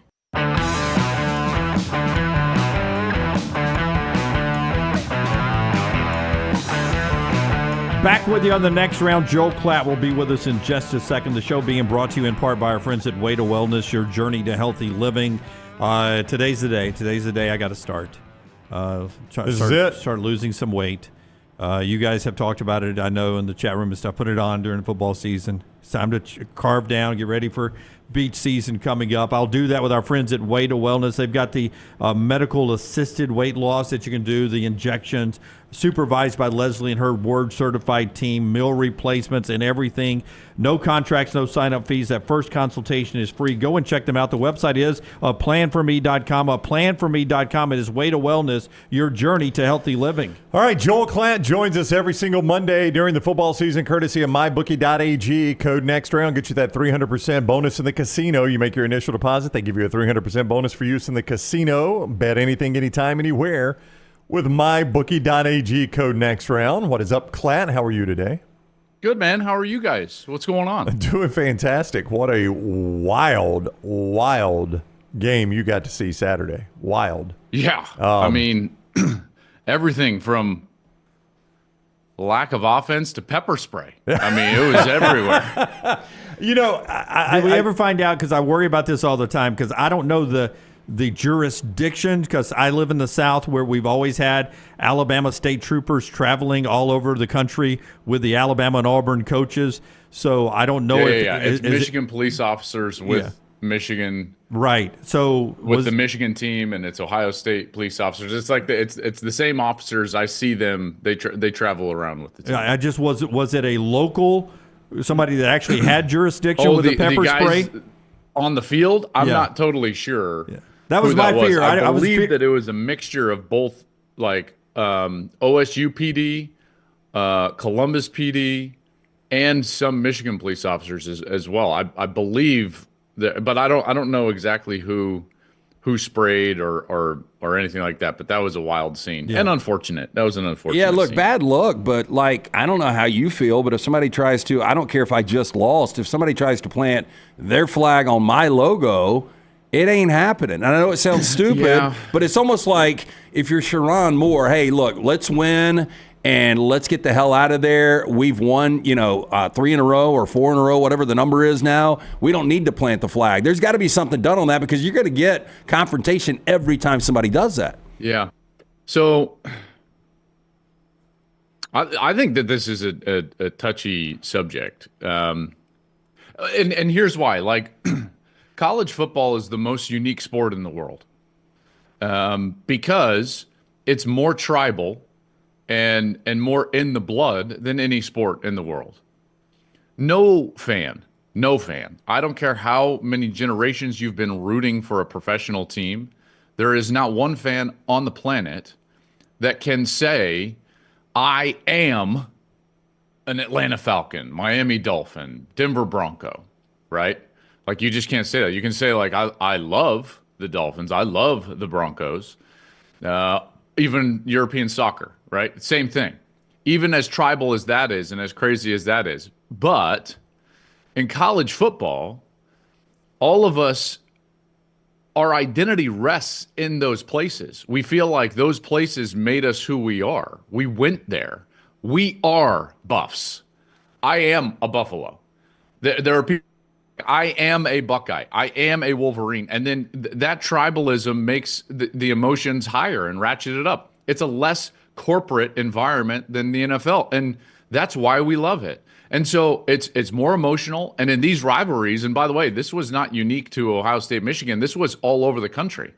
All over the country, right? And what I'm trying to say is that you cannot separate what we love about the sport from then the emotions of when the emotional red line starts to overheat. You can't separate it. I can't tell you, like, I love college football for all of these reasons, and then sit back and say to myself, like, but this is too far. No. Like, it's part and parcel because of the emotions. I'm not trying to give a pass to all the actions. It was ugly. I wish that we wouldn't have that. Seeing pepper spray out there, that's not what we want to see. Having said that, like I can't lay fault on either side. Maybe we should just like not have pitchforks and flags and everything out there. But Texas planted a flag in the Michigan 50-yard line and nothing happened. But when it comes to the emotions of a rivalry like this, you're going to get these types of confrontations. Maybe we should just maybe authorities should just circle the logos after every rivalry game. I don't know. Like, I don't know what the fix is, but I'm just trying to tell you, like, I'm not going to sit here and chastise guys for doing exactly what I would have done. Yeah. I know how it feels, guys. Like, I've lost to my rival at home. I've beaten my rival on the road. I don't know. Does that make sense? No, it does 100%. I want to hats off to you guys. It was fascinating television, and I thought the minimal talking that you two did during the broadcast, during that part of it, just watching it unfold and saying just really point on comments and then letting it play out a little bit more and letting it play out a little bit more and then saying something, and then Gus being Gus about it and you being you about it. I just thought I was just drawn in, mouth open. Agape, you could say. Agape. Yeah. I almost said agape, and I didn't know if it was the right word or not. But I was just sitting there just amazed at watching the scene. And it was just really good television. And then the great cameraman and the great director, producer punch up the head coach of Ohio State who said, "What happened?" And I thought that just summed up the whole day for Ryan I was Day. just going to say, like, He it was wasn't lost. just about the scene at that point. It's like that encapsulated the last 3.5 hours. Yes, he's lost. He was lost. And what happened? It was the look on his face when y'all punched it up. I told the guys this earlier. I had an Iron Bowl party, and there were like 10 or 12 people already there in my basement. The minute the shot came up, there was an audible reaction from, I think, everybody in my basement. Just the look on his face, Klatt. I don't know how to describe the look that was on Ryan Day's face at that moment. It was I think just shock. I think shock. Yeah. I mean, it was a beat down human being is what it was. He looked like he had been lost all day with the game plan that they came in with, which I don't understand. And then he's lost at what's going on. That's an interesting conversation is the game plan. Yeah. Tell me about that, because they have great receivers and great running backs on the edges and can catch the ball out of the backfield. And I think they ran it 22 times between the tackle into the best unit Michigan has. I don't understand that. I've been trying to figure that out, and I don't think that there's a good answer. So let's start with that. The game plan was incorrect. There's no defending what Ohio State did on the offensive side. There's only possible explanations. So I did this on my show. It's like Michigan was allowed to play on their terms again. And I say allowed purposefully because Ohio State made the decision to play Michigan's game, which is wild in my estimation. And so the biggest mismatch that Michigan had was their defensive line against the patchwork offensive line of Ohio State. And yet Ohio State allowed those four to exploit their mismatch while not taking advantage of the biggest mismatch that the Buckeyes had, which was their wide receivers over the patchwork defensive back secondary of Michigan. We saw it one series. In that 2-minute situation, they started going up tempo. They started running through zones and bringing guys underneath, and they went right down the field and scored a touchdown, which is why at halftime, and our guys in our studio did this. It was all kind of like, okay, well, now they figured them out, and they're going to come out in the second half, and it's going to get rolling, right? So it leaves me with this. I honestly, I kept thinking about this all day Sunday, and I talked about it on my show. Why? Why in the world, did that happen in the second half? And here's my only possible explanation. I believe that Ryan and Chip, when it's 10-10 in the third quarter, believed deep down that one score was going to win the game because of two reasons. One is I don't think they had a lot of trust in their quarterback with the way that he played in the first half. And I think that they had an immense amount of faith in their defense against what was going on Michigan's offensive side. The only reason Michigan had 10 points at that point was they got 1st and goal inside the 5, then got a short punt in plus territory, gained 5 yards, and kicked a 50-plus yard field goal. So I believe that Ryan and Chip thought to themselves, let's protect our quarterback, which might not have been right health-wise, clearly wasn't seeing it even before he got hit by Makari Page. The first interception was really bad, and they're going through that second half in kind of this mode of like, hey, listen, a field goal probably wins this thing. And at that point, I think that they're just trying to get through the game. That's my only explanation. I'm not saying that that's right, by the way. That's just the only explanation I can have for why in the world, you come out and the first 2 plays in the second half are run plays in the middle. They had 2 different situations in the third quarter, guys, with, let's see, I've got it written down here. 6:22 in the third quarter, they had 1st and 10 at the 19-yard line in the red zone. Third quarter, 4:01. They started possession at the 16-yard line, 1st and 10. So 2 different times in the third quarter, they've got 1st and 10 inside the red zone. Inside the red zone. One of those ends in interception, which was really bad. Throws it 3 yards behind Emeka Ibuka. It further, I think, beats the point home into those coaches like, our quarterback ain't got it today, guys. We ain't got it. So now they get 1st and 10 at the 16 in their next series after Davis Warren throws a bad pick. And I believe he thought to himself right there, we're in field goal range. We're with the wind. A field goal wins it. And that's how Chip called that series. Chip called that series 1st and 10 from the 16 with 4 minutes to go in the third quarter, as if a field goal was going to win the game. That's the only explanation I can have. And by the way, after that interception, with about 6 minutes to go in the third, Ohio State ran 10 offensive plays in the last 20 minutes of that game. That's staggering, guys. And all of that, and by the way, you could talk for an hour about all the things that Michigan did and some of the players that played so well. Mason Graham was incredible. You guys should have seen the film. Oh my gosh. They were able to just sit back with 2 safeties, drop 7 into coverage, and Ohio State had 5-on-4, 6-on-4 in the run game, couldn't run for a yard. Mason was taking double teams and just throwing them out of there, making tackles. Kenneth Grant was incredible. The linebackers were fantastic. And then, and this is where I'll end on this long rant about this game. In the end, it comes down to this fourth quarter issue. And early in the week, I'm talking with Kirk Campbell, the OC at Michigan, and Sharon, and they had this like grin on their face, and they were like, all we dream about is a one-score game in the fourth. And I was like, in what world do you win a one-score game? Like, what? What? What's going on? And they said, we don't know if we'll be in a one-score game, but in the event we are, we're going to win. And I'm like, oh, okay. You got it. And then they did. And after that pick, guys, in the third quarter, and after the missed field goal, I think back to that conversation, and I'm seeing the reaction on the opposite side of the field from the Michigan folks, and then I'm realizing, like, they know that their body blows are about to pay dividends. Check this out. I gave this stat on my show.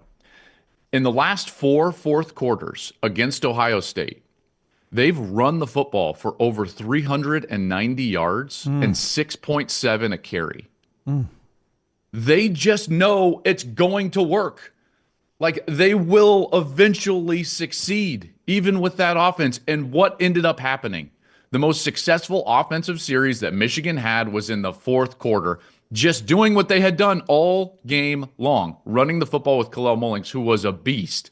It's not like he had a giant day, but man, I think it was 28 carries of just body blow after body blow after body blow, and then it's one missed tackle. They're in field goal range. Zvada hits it, and the game's over. And I just was like, man, they knew it. They knew that in the fourth quarter they were going to be the better team, the tougher team, and they knew that because that's what past history had taught them. And they were confident in that. Man, it was wild. So, 12-team playoff. This is going to get fun. And we've got an Auburn fan on staff, and he said it last Monday. He was like, Alabama's going to find a way to this college football playoff. I don't know how they're going to do it, but they're going to find a way. And their odds went from 80-1 to 18-1 over the weekend after some of these upsets did happen. So we were talking about this, Klatt. If SMU wins, it's obvious Clemson's out. Then it comes down to Alabama, South Carolina, and Ole Miss. If Clemson beats, maybe Miami, maybe. I'm not suggesting that they would win that argument, but maybe they're involved in that conversation. And Clemson winning over SMU makes it a little more difficult because then you get a two-loss team coming out of the ACC Championship game. How do you think it unfolds, and how should it unfold? Okay. You laid that out perfectly. In the event SMU wins, I don't think that, I know this is going to sound crazy because of how they play. I don't think that South Carolina gets a shot because of the head-to-heads. Like, this committee has just honored head-to-head. They just have. So because of that, I think South Carolina falls by the wayside. Even if you think that they're playing better football than the other two right now, and you might be right, I think it goes by the wayside. And then you have this conversation between Alabama and Ole Miss, and I think Alabama wins that argument. They also have shown that they will honor brands and the past, as well as head-to-head. So I think that Alabama would win that argument. Now, who do I think should win that argument? That's a tougher discussion. I think that Ole Miss was better against Georgia than Alabama was. And that loss to Oklahoma was so bad. I mean, so bad. And the loss to Kentucky was so bad. I don't know, guys. I don't think that there is a good option. And this is where I'll come down on this, is that I'm glad that we're arguing between really flawed teams versus like Georgia one loss in the SEC Championship Game getting left out last year, and a team that we all think like, yeah, they definitely could have won a national championship. I just don't feel like that's the case with the teams that we're arguing with between, Alabama and Ole Miss, but I guess I could be wrong. I think Alabama is going to get the nod as long as SMU wins. Who do I think should go? I don't know. Yeah. I guess Alabama, because I hate the politicking from Lane. Okay, but if Clemson wins and then SMU's got that second loss, I mean, again, it comes to the brand. SMU right now has 0 top 25 wins. Alabama has 3. I mean, if it comes down to SMU 2 losses, Alabama 3 losses, where do you think the committee goes? Can I surprise Klatt, give him my opinion first? I think SMU wins, Alabama's in. Clemson wins, Alabama's out, SMU stays in. I think SMU is in the playoffs. I think so, and I think that the reason would be this idea that you shouldn't be penalized for making your conference championship game, which I agree with, by the way. That's why, like, Georgia's in. I don't care if they lose their third game or not. I would agree with that, although, like, boy, you're going to have a lot of people yelling and screaming about that in terms of who would be favored in the game, who played a more difficult schedule, and Alabama wouldn't be wrong in that case. But this idea of not being penalized for making your game, you can't tell SMU you would have been better off not playing for a conference championship. That's the problem from a philosophy standpoint. I do think that our model is a bit flawed. I think a better model would be 14. And then we would be having play-in games for all of the automatic spots. I do think that we're going to go to a 14-team model with 2 byes, probably by 26. I think the SEC and the Big Ten will get 4 automatic spots. I believe the ACC and the Big 12 will get 2 automatic spots. And I think that the way that they'll get to those automatics is that we'll have basically like conference play-in weekend this weekend. So, for instance, like 1 versus 2 for the championship and the right to have a bye in the Big Ten and the SEC, and then 3 versus 6 and 4 versus 5 in play-in games. I think that model is coming, and I think it would probably be better. Joel Klatt. Wow. Real quickly. That's like breaking news. So 3 versus 6, and the other one was 4 versus 5, and they would be playing games. So I could be third and lose that game and be out. Yeah, like Tennessee is locked in right now, but now playing that game, they lose, they're out. Could be. Wow. Could be. Or there's still at large spots, a spot or two, so you could still sneak in. But it would further incentivize the regular season, I think, and it would create the greatest weekend of college football that we've ever known. You'd have 3 play-in games in the SEC, 3 play-in games in the Big Ten. You'd have 2 play-in games in the ACC and the Big 12 because 1 would play 4 and 2 would play 3. And all of those would be like in-conference playoffs. And then we would get to the 14. You'd have 2 byes. You can reseed after the first round.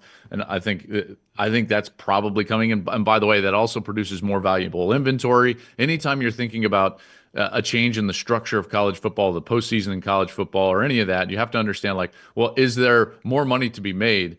And in that case, there absolutely is, because you're adding inventory. And at this point, it would be highly valuable inventory because they would be so substantial. I'm sold. I am too. I mean, this weekend, Brown brought it up. I mean, how many games? Well, you got 9 conference championship games that are all 4 points or less, and the point spread at mybookie.ag. Yeah, so that's a good weekend. Yeah, I mean, that excites me a little bit, but I mean, that would be over the top if we had that. Yeah, then you would add, all these other games. Ohio State would have to play again, this next weekend, and they'd be hosting. I don't even know the standings off the top of my head. Yeah, well, Minnesota. In the SEC, it would be Georgia, Texas for the championship, and then by last week's rankings, it would be South Carolina at Tennessee, Ole Miss at Alabama. Great, I'm in. Sign me freaking up all day long. Let's go. I'm with you. I don't hate that at all. And then nobody can gripe. Yeah, you really can't. Yeah, I'm with you. I love that idea. God, I wish you were commissioner. Hey, so Klatt, they were talking earlier that nobody plays hypotheticals on this committee. And, hypotheticals, as Brown said earlier, they can be dangerous. But at the same time, I think you got to be logical. Like if Alabama played SMU, I know it's a weird year, but back to the point spread, in Dallas, I think Alabama would be about a 7-point favorite. In Tuscaloosa, about 10.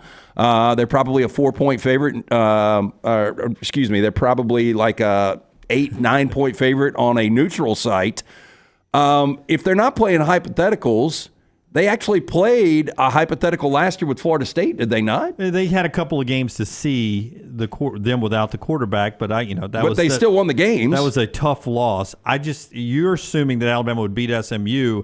I think Jennings would run wild on Alabama's defense.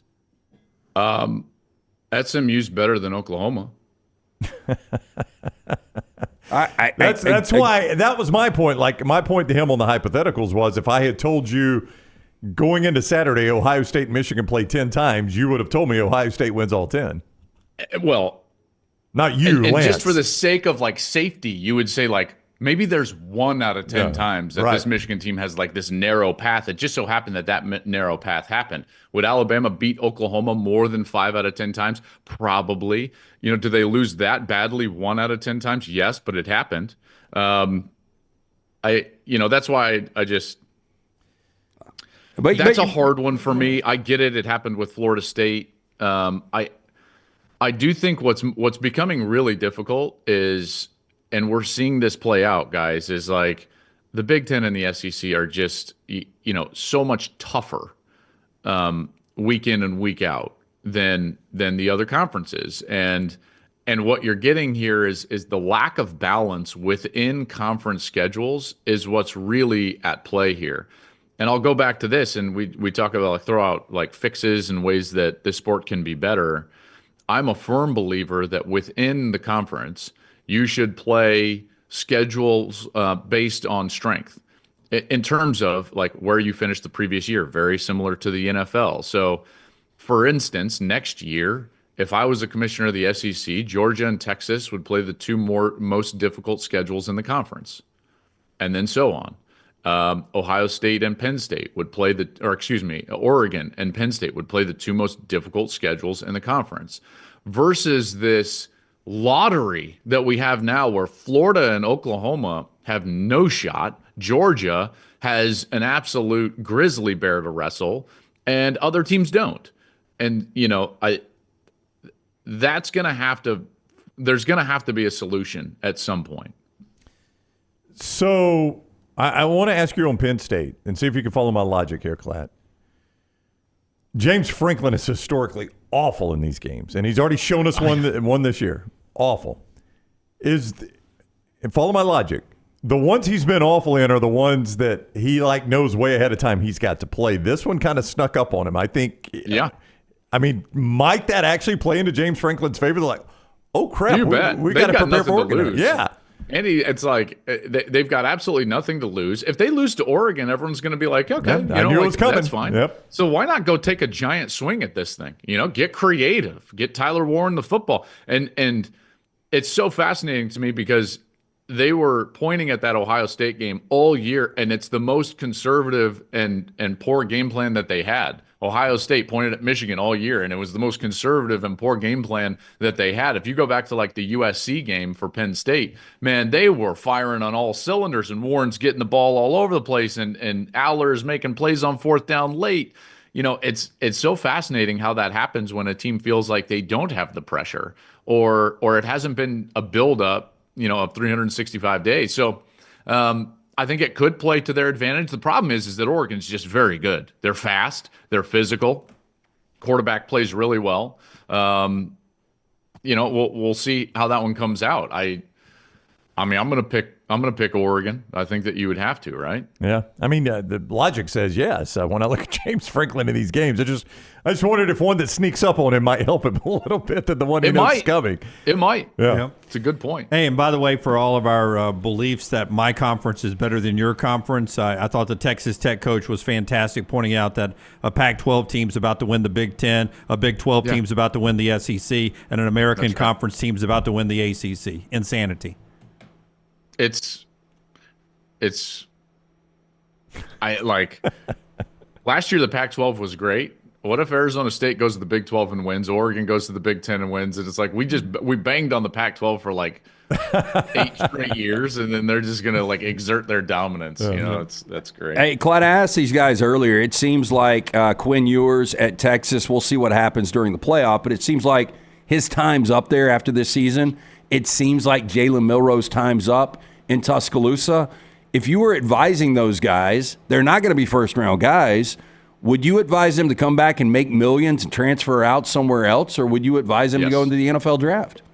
Yes, it is a veteran. It is a veteran-driven quarterback sport now, and that's who's going to be up for Heisman trophies. That's who's going to be playing for the national championships. And they were veterans this year, and maybe they do that, and I'm not sure, but. Quinn, I think, believes deep down that he could be a top 10, 15 pick in the National Football League, and he's not going to be this year. I don't imagine, with the way things have gone. And so there's no doubt there's going to be a market. Every coach that I talk to is thinking to themselves about the transfer portal in terms of a veteran quarterback. Who is the next Brosmer for Minnesota, or Rourke at Indiana, or Dylan Gabriel at Oregon? All of these guys. For the last couple of years, college football has been run by veteran transfer quarterbacks. And so in a lot of ways, Milroe and by the way, remember, you're going to have revenue share next year. So there's a chance that they could get NIL packages for 1 year upwards of between $3 and $5 million with their experience level. So, I mean, it's a fascinating question. There's no doubt. If you're Shedeur or Cam Ward and you're going to be in the top 5, you go, obviously. But I think Milroe would have a lot of suitors, guys. A lot of suitors would be looking at Jalen Milroe and Quinn Ewers, for that matter.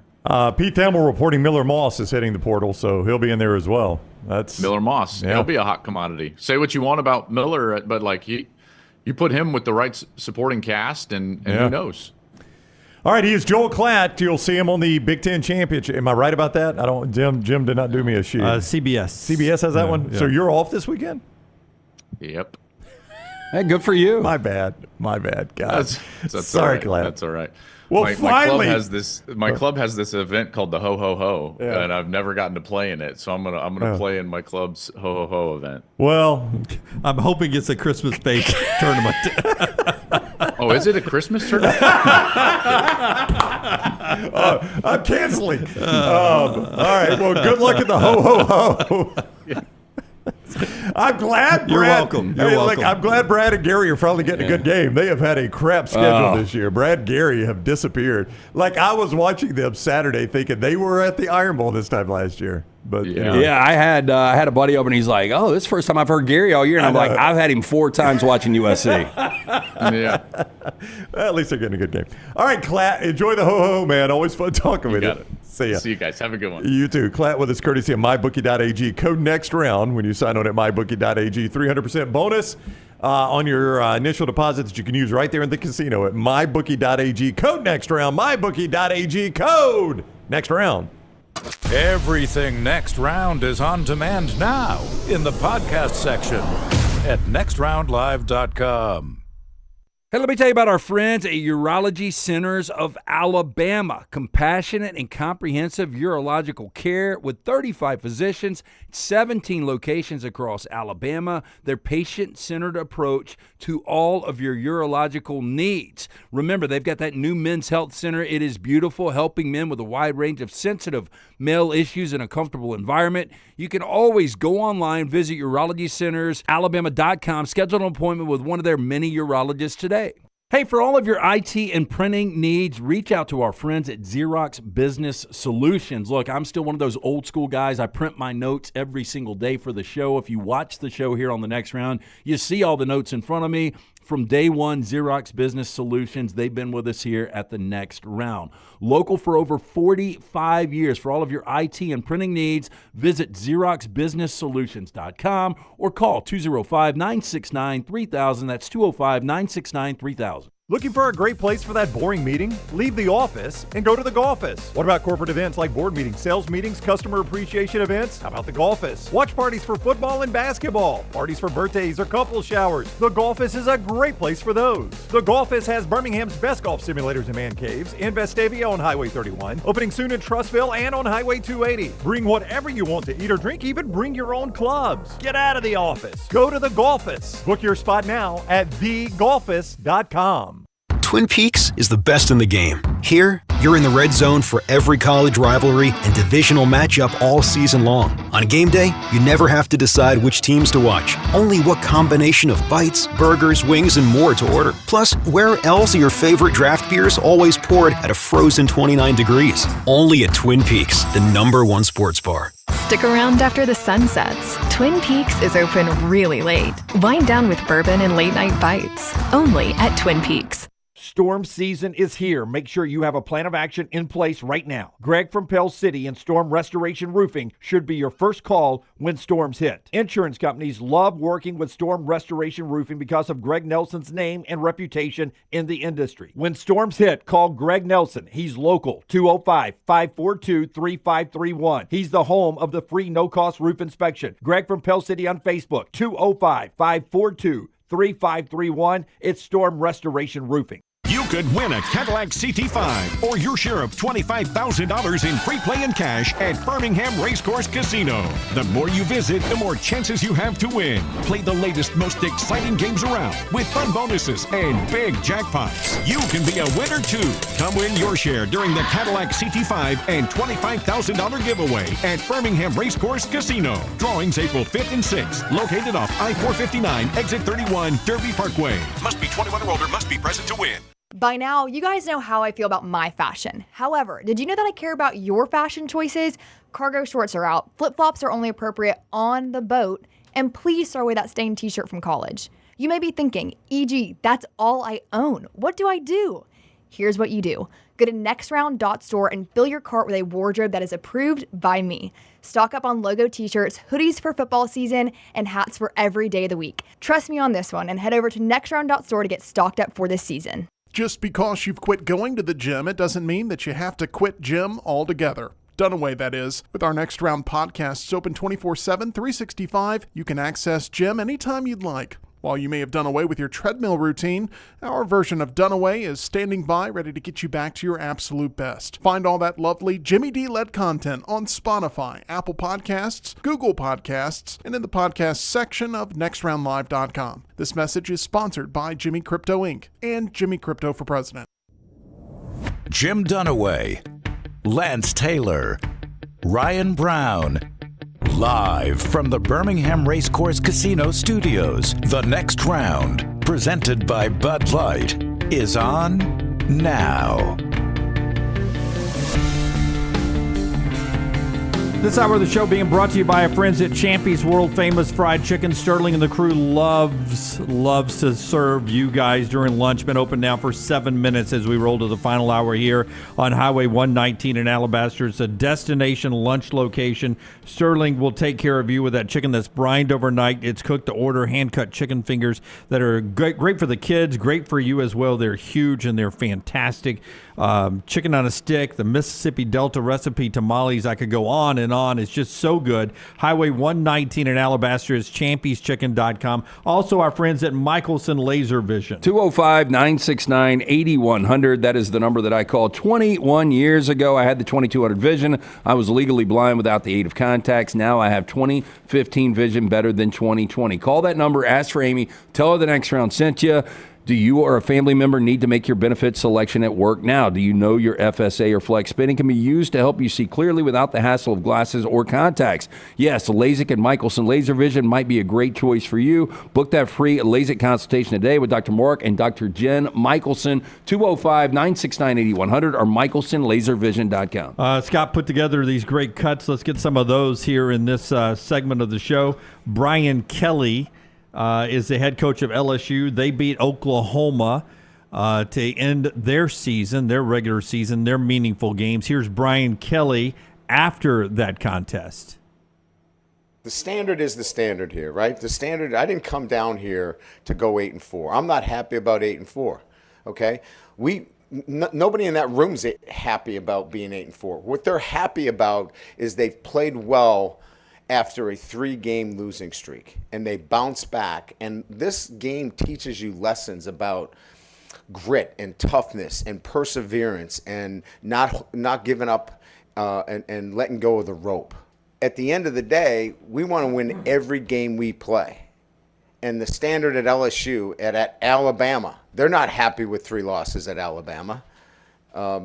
Georgia's not happy with 2 losses. Nobody's happy when they lose a game. But what I'm happy about in the short term is the way our guys responded to adversity. The big picture is I'm excited about our future regardless of what people seem to think. And that's okay. Everybody's entitled to their opinions. But nobody knows what it looks like from the inside. I've got the best perspective of that. And you can write away and have your own opinions, and that's fine. That's why you guys have a pulpit to do that. I have a better perspective of it. I don't listen to what you have to say, and we're going to build it the way we know that we're going to build it, and I'll see you in the national championship game. Okay, so I'll see you in the national championship game. When I would say that perspective, how much can you share with us? What does it look like? Because it seems like year 1 was your best year. You went to a SEC championship game, and now we're sitting here year 3 with 4 losses. Let me ask you guys, I know he doesn't regret 10 years, $95 million, but do you think there is a little regret that he came to the SEC now knowing that Notre Dame is 11-1, they're a top 5 team? Brian Kelly is a better coach than Marcus Freeman. Marcus Freeman's probably a better recruiter. Yeah, by the way, he's got an easier schedule at Notre Dame if he stays there. Yeah. Easier path to the playoffs now if he stays there. I think his fear wasn't getting to the playoffs. It was being able to win a game once he got there because of lack of talent. But the flip side of that, and you guys know how I feel about this, is when you're at a job like LSU, you may as well accept national championship pressure because that is the expectation. Like to say I'll see you in the national championship, you may as well say it. Well, if I was one of those because reporters, if you're not there at some point, you're going to get fired. So you may as well just accept it and understand that that's the expectation. He was being a smartass to the reporters. I'd have been like, hey, when you say you'll see us in the national championship, are you going to be in the ESPN coaches booth again? Yeah. What is the coaches channel where they all sit around? Yeah. It's the alternative broadcast. Yes. Yeah, coaches room. I'll see you on ESPN in the national championship? The follow-up question would have been, are we talking about next year? Or will we see you in the – because I want to go ahead and book my room for wherever that is. Yeah. I've been Googling real quick, where's the national championship game in 2026? And that's another thing. I mean, what are they doing at the quarterback position? Yeah. I mean, there are a lot of teams. Nussmeier's got another year, but do you want Nussmeier back? I mean, it was not great at a lot of times this year. I mean, I think he's solid, but I don't think he's a guy that's going to win you a national championship. He's better than most. Flip side of that, Tennessee has no sweat this weekend. They're not in the SEC Championship game, and they're locked into the college football playoffs. Josh Heupel on that accomplishment on Rocky Top. Yeah, it's the next step for us as a program. And when I say that, you look at what we've been able to do since I've been here, especially the last 3 years, including this one. There's an expectation from our staff and our players. It was a goal, but there was an expectation to be in this, and that comes from the work that everybody's put in and who we have in the building. Boy, they would have executing and putting us in a position to be there. The excitement is good. We can lose that one there. To your point No, there. I was just going to say, can you imagine if they would have lost to Vanderbilt and it would have been a tight game in the fourth quarter, whatever, and they dropped to 3 losses, he would be campaigning like everybody else, but their only top 25 win would be against Alabama. Would they even be in the argument of one of these 3-loss teams if they would have lost to Vanderbilt? It would have been a devastating loss because if Alabama's in ahead of South Carolina, then you have to say Tennessee's ahead of Alabama. It would have been a devastating loss for Alabama. Everything worked out perfectly for Alabama. They didn't need total chaos because if Texas A&M beats Texas, Texas A&M's locked in because they're a 2-loss team in the SEC Championship. You're right, but in the moment, I bet Alabama fans were probably pulling for Vanderbilt. Yeah, you did not want Georgia to lose to Georgia Tech and then win the SEC Championship game because they were already locked in. It worked out perfectly for Alabama. Well, you're saying the one loss they needed was Miami. Yeah. And really Clemson. So they got a 75% loss, a chance. Clemson's loss helped too. Yeah. 75% chance of making it, 25% chance of not making it. That's the way I look at it right now. I mean, that's the best case scenario. So give me your percentages again. 75% they're in, 25% they're not. So you think it's as high as 75%? I think it's 50-50 on if SMU wins, I think Alabama's in. And if Clemson wins, I think there's still a 25% chance Alabama makes it. It blows me away that you are. I think it will happen, but you are so ultra confident they're going to drop Miami below Alabama. Oh, I am. Yeah, ultra confident. Yeah. Man, I mean, the committee would have a lot of explaining to do if Miami doesn't drop. Yeah, a lot. They're going to drop. A lot. But that's 7 or 8. That's a big drop for this committee. Alabama got embarrassed by Oklahoma, dropped 5 spots. Ole Miss lost to Florida, dropped 5 spots. I think Indiana lost to Ohio State. Now, it's a better loss, obviously. Dropped 5 spots. Their punishment has generally been a 5-spot drop. Now, I think they're going to drop Miami more than that, but I'm not willing to confidently 100% say they will. Yeah, I would tell you, though, that you take Boise State out of that conversation because they're sort of there as a placeholder or whatever they end up being. So you're dropping them 5 spots. That's behind Georgia, Tennessee, SMU, Indiana, Clemson lost, Alabama. So they're behind Alabama. Yeah. No, the 5 spot. Yeah. Then a 5 spot. Yeah. I mean, where do you see? You see Bama at 12 and Miami at 13? It doesn't matter, but yeah, Alabama will be ahead of Miami. Well, I mean, it does matter. I'm not on the committee, by the way. Yeah, but I'm just saying. You're not Joe Tessitore. It does matter because Miami and Alabama aren't playing again. So if Miami's in front, there's no way they can drop behind. Well, you're saying it doesn't matter if they're 12 or 11 or whatever, but you think Alabama will be in the 12. Alabama's one ahead of them, and I think they will be, and Ole Miss may be ahead of them. South Carolina may be ahead of them. Bottom may fall out because I do believe in their minds the Virginia Tech game, the Cal game, several times along the way, they didn't have game control or whatever you want to say. That becomes a factor. I think outside of Miami, the biggest loser over the weekend, you guys correct me if I'm wrong, is Tulane. Because I think UNLV, I've just got this weird feeling they're going to beat Boise. Oh, boy. And if that would have happened, then Tulane controlled everything. That's right. It was a devastating loss to Memphis, who, by the way, is a 10-win team, I think. I think they're 10-2. Sneaky 10 wins, just like Syracuse, sneaky 9 wins. If you want to know why, and I love Sark, love him. And he's done a heck of a job at Texas. But this is just what Texas is going to bring to the conference, is post-game like this. They just beat Texas A&M. And by the way, dud of a game. I told Brown in our post-game, I said, boring. I never wanted to say it. It's boring. I never wanted to say it because I didn't want to be wrong that it ended up being the most chaotic, greatest thing ever. But most of my life, we played Texas A&M, the rivalry game. And for most of my life, I didn't really watch it because it wasn't the best Texas rivalry game. It was Texas-Oklahoma, and there were other rivalry games going on that were more interesting. I didn't pay a whole lot of attention to Texas A&M. It was Thanksgiving night. I don't know if there were other games on Thanksgiving night that I cared more about. It just was a blah rivalry to me. And now it goes away for 13 years, and we think it's going to be this greatest thing. It comes back. It was the most boring television of the day. It was, and A&M's offense was so bad, and they had so many opportunities. Like the block punt, how you don't pick that up and take it to the house. That blew me away. I mean, and the fourth downs, like, I didn't blame him for going for it on those fourth and goal. I just didn't like the calls. Like the fourth and goal, I'm cool going for it. What a unimaginative play, though. Yeah. And what about the whole game told you that play was going to work? Yeah. You have not been able to run consistently the whole game. But if you would have told me Texas scores 17 and they don't score in the second half, I'd have been like, A&M wins this game. Yeah.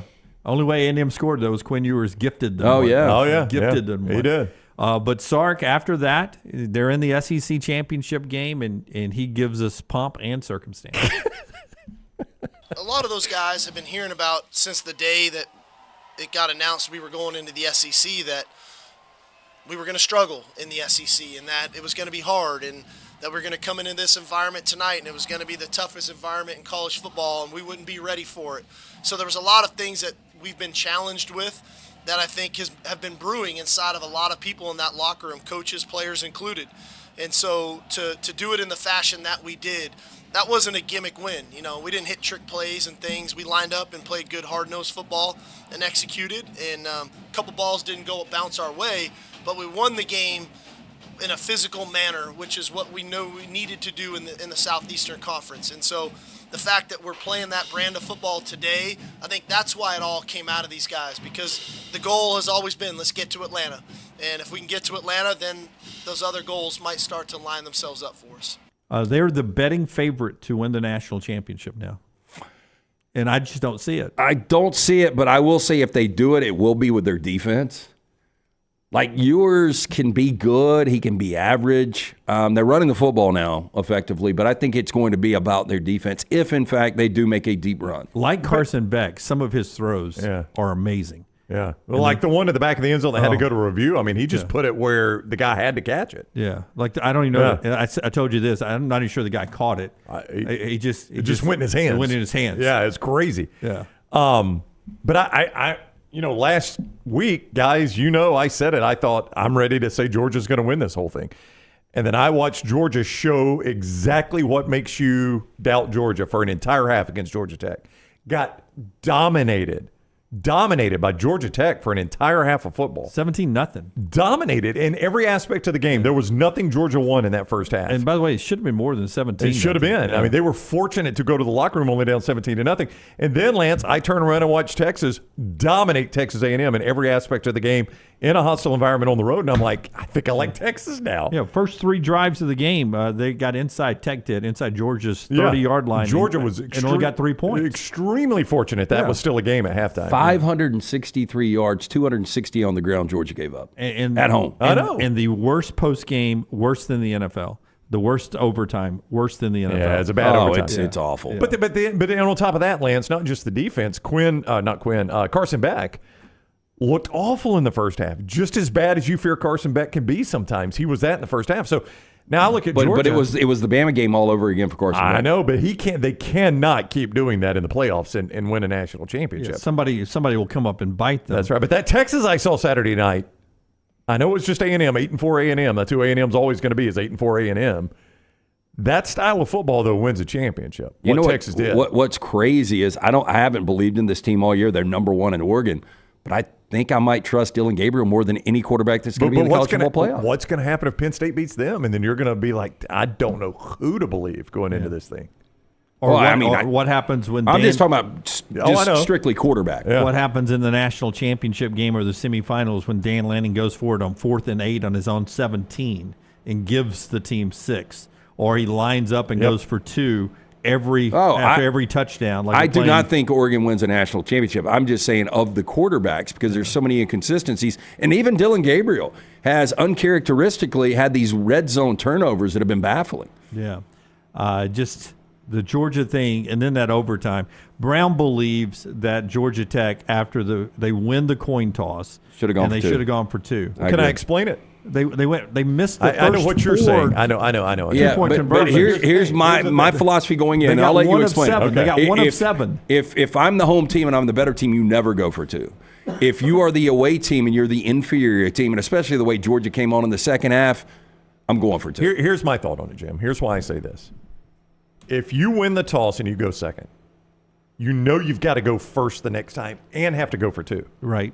Why delay it? That's my only point. Why delay it? Why delay it? Okay. I know I've got, but yeah, I'm and going your best first the 2-point next play time. is coming next anyway. That's right. Whatever my best 2-point play is, I absolutely, positively, 100% have to run it in the next overtime. Well, here's why not run it when I can walk the game off? Here's why. Why? I kicked the extra point, then I play first next, and then after that, they too have to go for 2. So if I make my 2-point conversion there, then all I have to do is stop them. I can prevent them from scoring a touchdown. But if you make it, you've already won. That's right. If you make it, you walk off. You don't have to stop anything. But you control the outcome of the game. You don't control the outcome of the game in the next overtime. In the new rules, and I understand the old rules, but in the new rules, with winning the coin toss, I get 2 advantages.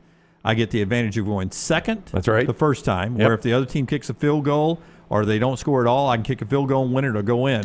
But in the new rules where it's mandated 2-point conversion, that's where I change my philosophy. I kick it just like Brent Key does. Then I have to go for 2 in the next time. If I score a touchdown, I go for 2. Boom. And then they also have to go for 2. So they've got to score a touchdown, and they've got to make a 2-point conversion. I've got several ways of winning the game there as opposed to one play to win the game. Back to this current format. Why did we go to this format? To save time. To save time and save wear and tear on players. We went to the format because Texas A&M and LSU played 7 overtimes. And now we've got 8. And not only are you going for 2 and alternating, which is so dumb, you're switching sides of the field. Yeah. So these guys are walking back and taking forth. forever. Yeah. Well, it's so stupid. Start overtime, you've got to go for 2. Both teams get the ball. It's okay, I'm fine with that. That's but right.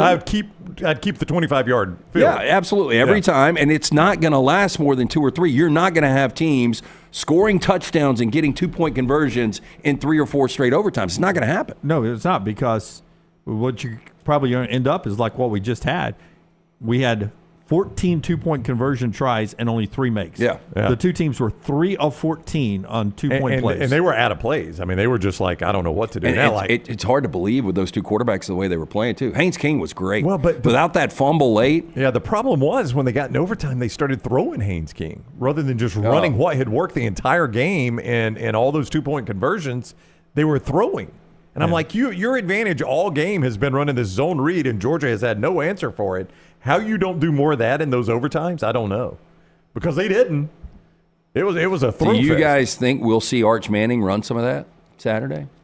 Well, I think Arch Manning is growing into the Tim Tebow, Chris Leak role. Yeah. And I'm just saying, just based on what I saw Haynes King do, there's got to be some packages in that game Saturday. Absolutely. But that was, hats off to Brent Key. I asked Luganville this question. Big Ten's easy. Kurt Cignetti is your coach of the year. They're locked into the playoffs. Coach of the year in the Big Ten. Sorry, Dan Lanning, first year. You're not coach of the year. It's Kurt Cignetti. If I said in the SEC, who's Shane your Beamer. coach of the year? Not Billy Napier. Yeah, I'd go Shane Beamer, too. Yeah. I'd go Billy Napier. I'd go Shane Beamer. Much tougher ride to get where he got. Shane Beamer might get to the playoffs. I don't think he will. Shane Beamer was also on the hot seat. Don't forget. Yeah, he could have lost his job easily. He could have lost his job easily. And not the same schedule. If I asked you in the Big 12, I think it comes down to Dillingham or Prime. Dillingham? I think I would go Prime. I think I would go Dillingham. I mean, look, I had zero expectation for Colorado. Nobody had any expectation for Arizona State. Picked Colorado 16th. was polarizing based on the fact that you did have a lot of talent coming back. Yeah. And some people believed that talent would break through, like Joel Klatt.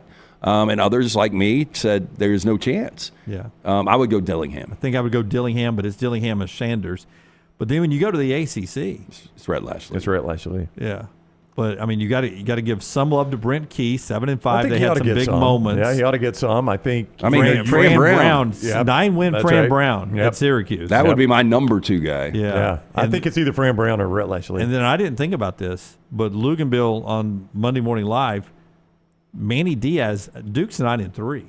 Do y'all know? I didn't know Duke was 9-3. way under the radar. And Duke almost took care of Syracuse for everyone. Almost beat SMU too.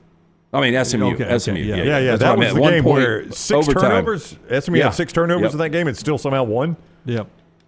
Yeah. I still think I go Red Lash. Oh, you got to go Red Lash. Yeah, but that's a good case for Manny Diaz that I would not have thought of. This is a weird year where there's like 15 coaches that have done just an incredible job.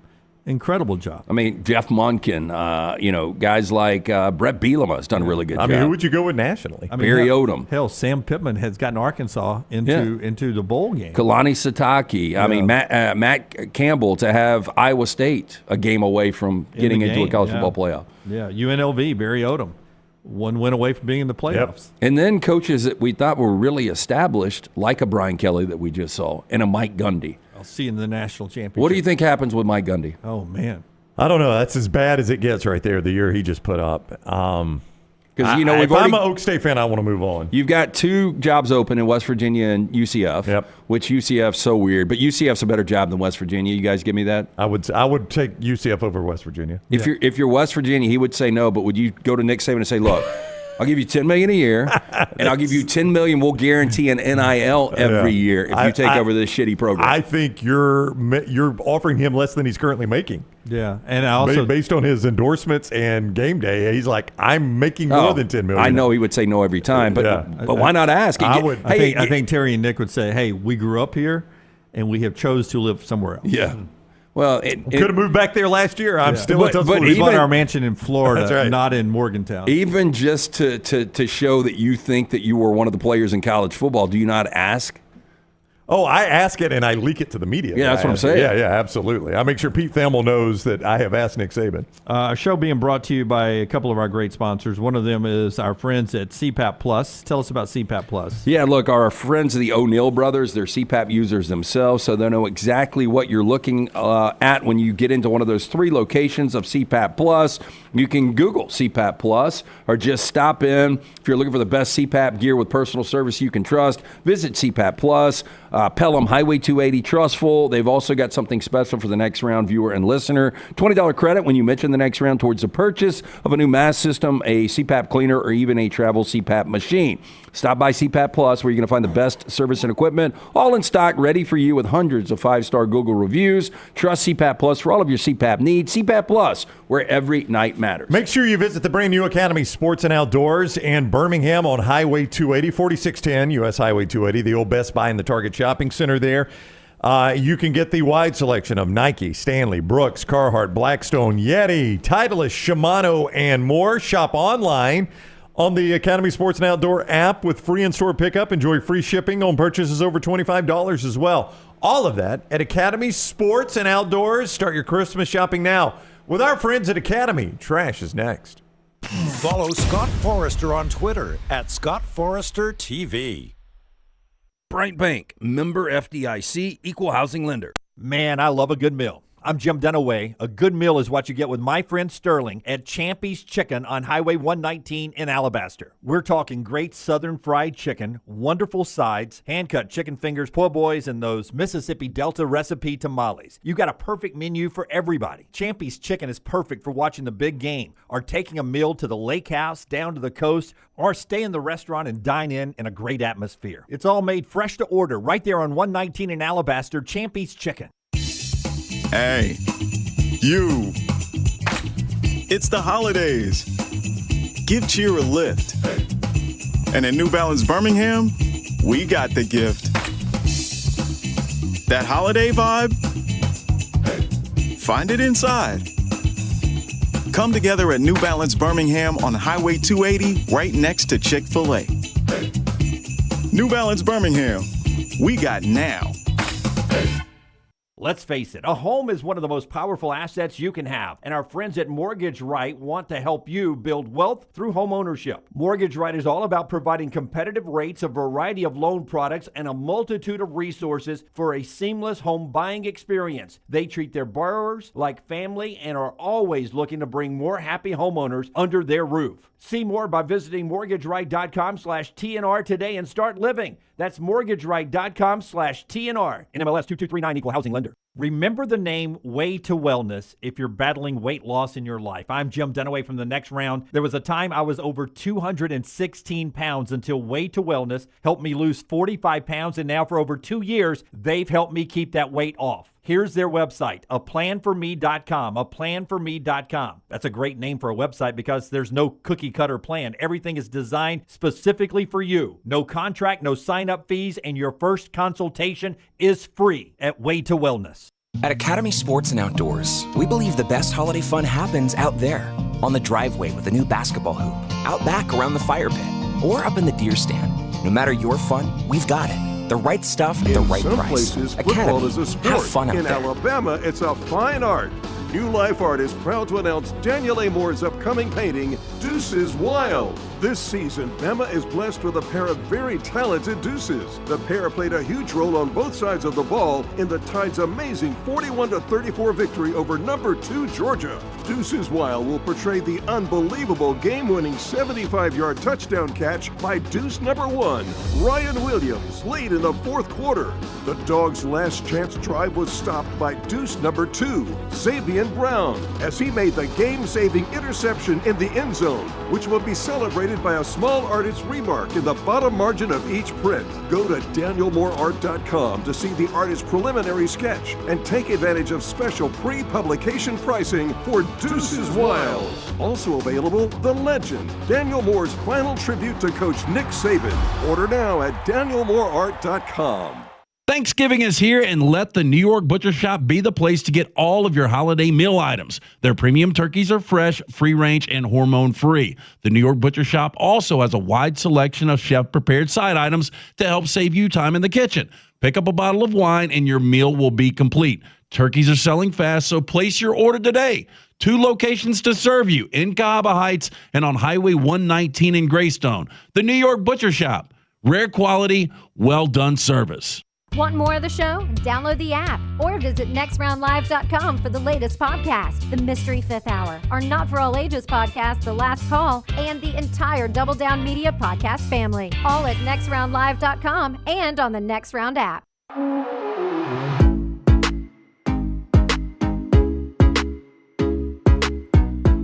LancesLock.com, Monday Night Football, Browns and Broncos. By the way, Bo Nix, 3 straight games over 200 passing yards and 2 touchdowns in 3 straight games. He's up for Rookie of the Year, battling Jaden Daniels. Actually a conversation now. LancesLock.com, Monday Night Football. Yeah, we've got the total in this game, couple of NBA plays, 3 college basketball plays. Jump on board, LancesLock.com. Free play every single day. Always brought to you by our friends at Hemp Hill Services. Trust the name Birmingham has trusted since 1954 for all of your plumbing, heating, and cooling issues. It's finally cold out there. I think you guys would agree. You need to make sure your heat is ready to keep up with this. I reached out to Andrew this morning. They're coming out to my house on Wednesday, 205-229-2090 or hemphillservices.com. All right. This hour brought to you by Champy's Chicken. We're about to get some developing news brought to you by the place you get lunch developed for you as you order it. It's cooked to order at Champy's Chicken right there on Highway 119 in Alabaster. Go by and see Sterling and the crew. The great Southern fried chicken, all the great sides, and don't forget the best Mississippi Delta recipe tamales you can find. Highway 119 in Alabaster, champyschicken.com. Brett McMurphy reporting that Sam Pittman will return next year. His sources telling him there had been speculation, as we mentioned earlier in the show, of Sam Pittman possibly retiring 29-31 with 3 bowl games. He's coming back for his 6th season at Arkansas. Hip replacement surgery scheduled for tomorrow, so Sam Pittman is coming back. One thing that is interesting there with him is the Charlotte job is open, and apparently Bobby Petrino is a leading candidate for that job, so much so that a lot of the Arkansas people are reporting that Petrino's still in the office today. Brandon Marcello of CBS and 24/7, who lives up there, confirmed that. So that's how hot that talk is, that the Arkansas people are having to say, hey, he's still in Fayetteville. If you lost Petrino, I think Arkansas fans... If I'm an Arkansas fan, what this tells me, and I like Sam Pittman, I think everybody agrees, good dude. I think the best thing for Arkansas maybe was him to move on and maybe retire. But if you're an Arkansas fan and he's coming back for 2025, what it tells me is we're okay with being 6-6. Gus Malzahn steps down as the UCF head coach over the weekend to become the Florida State offensive coordinator. Our first chance to react to that. I mean, how good of an offense coordinator is he really? Go back to 2006, first year he was under Houston Nutt. They get to an SEC championship game. Mitch Mustang wasn't like killing it. I don't remember that offense being great. And then he takes over Auburn in 2009. Obviously, 10 was a special year with Cam. I think anybody could play offense coordinator with Cam Newton back then. I don't know. I'm not excited if I'm a Florida State fan, but if I'm a Central Florida fan, get him out. Well, and because he is the definition of a C coach. He was one step ahead of the posse here. He was probably about to get fired or was about to coach a year on an extremely hot seat.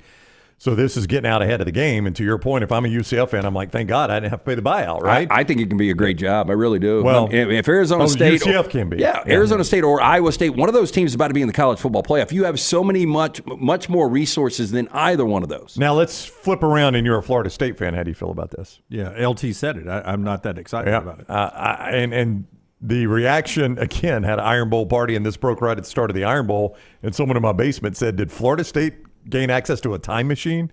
What do they think they're getting in Gus Malzahn? I think it's a weak move out of Norvell. Well, Norvell has now. I know they've got a relationship. He's hired Gus Malzahn, and then today the reports are he's hiring Matt Rule's defensive coordinator away from Nebraska. So he's remaking his coaching staff, obviously. But boy, that first piece there, Malzahn, was puzzling to me. Yeah, me too. Tell us about our friends LT at Woodhouse at Day Spa. A chance right now to get a great Christmas gift. Yeah, I didn't realize, I guess I did, that it is Cyber Monday, but online bonus gift card special right now. Receive the bonus gift cards at the following levels. If you go to birmingham.woodhousespas.com and you purchase a $100 gift card, you're going to receive $15 bonus gift card, $250, $40, $500, $100, and so up, or so on. So go to birmingham.woodhousespas.com. Birmingham's best day spa. You can get the perfect gift for wife or girlfriend online today. Get it 24/7 or just stop into the Summit Shopping Centers. Go see Stuart and that great staff, but take advantage of Cyber Monday today. Didn't talk about this a lot, but Travis Hunter virtually locked up the Heisman for Colorado, though they're not in the Big 12 championship game. Deion still says that they will play in the bowl game, he and Shedeur Sanders. So that's sort of interesting there that Travis Hunter put up 116 receiving yards, 3 touchdowns, an interception, and 2 pass breakups all in one game. We say it's over if Genty rushes for 250 and gets them to a college football playoff. I mean, you do have one more game for Genty that Hunter doesn't get. I do think Hunter will win it. So your finalists are going to be Hunter, Genty, and who? I guess Cam Ward, It could be Cam Ward. It could be Dylan Gabriel of Oregon. It's just going to be kind of an eclectic final group to have a Colorado player, a Boise State running back, and then the Oregon quarterback. The Oregon quarterback. I think I would just keep it at the 2. Yeah, I mean, just have Genty and Hunter there. Yeah. I think they try to at least go 3. They got to fill an hour with all the heartfelt interviews and talking to the families. Yeah, I don't know who else will put in there. All right, we'll do our stock report coming up after Trash, but right now it is time for Tyler to grab that roulette wheel and spin the open. Brought to you by Mortgage Right. Hit it, man. I'm here with the winner, Derek Lewis. Derek, why'd you take your pants off? My balls was hot. I understand. LT's Trash is presented by Mortgage Right. Mortgages done the right way. Hey, always buying season. Our friends at Mortgage Right here to help. Veteran founded here in Birmingham, offer loans throughout the country. While the area they serve may have grown, their commitment to Birmingham and veterans has not changed. Before you take the next steps on a new home purchase or refinance, talk with the team at Mortgage Right. No cost or obligation to find out what you qualify for. You can get more information. Go to their website, mortgageright.com. Call 205-900-7200, NMLS 2239, Equal Housing Lender. Brown, do you like these offbeat holidays in December? I used to. I still like them. I just don't say it as much because I catch criticism from a dear friend of mine when I do, because he likes to point out only my flaws, not my positives. Yeah, that was funny the first 14 times you said that. I almost wish you'd go back to saying you like never the gonna holidays. Never going to do it again. December 5th, coming up this week, International Ninja Day. I am not a ninja. I cannot make this up. Our boy C. Stu used to hang out at this karaoke place, and one of the regulars there swore he was a ninja. Yeah. Like when I got introduced from C. Stu to this guy, C. Stu was like, that's the guy that's a ninja. I would say rule number 1 of being a ninja is you don't tell people you're a ninja. I would not think you would tell people I think that. that's a dead giveaway. He did not look like a ninja, but I mean, you never see ninjas without their black get up on, right? That is true. No, December 6th is Put On Your Shoes Day. I do that every day.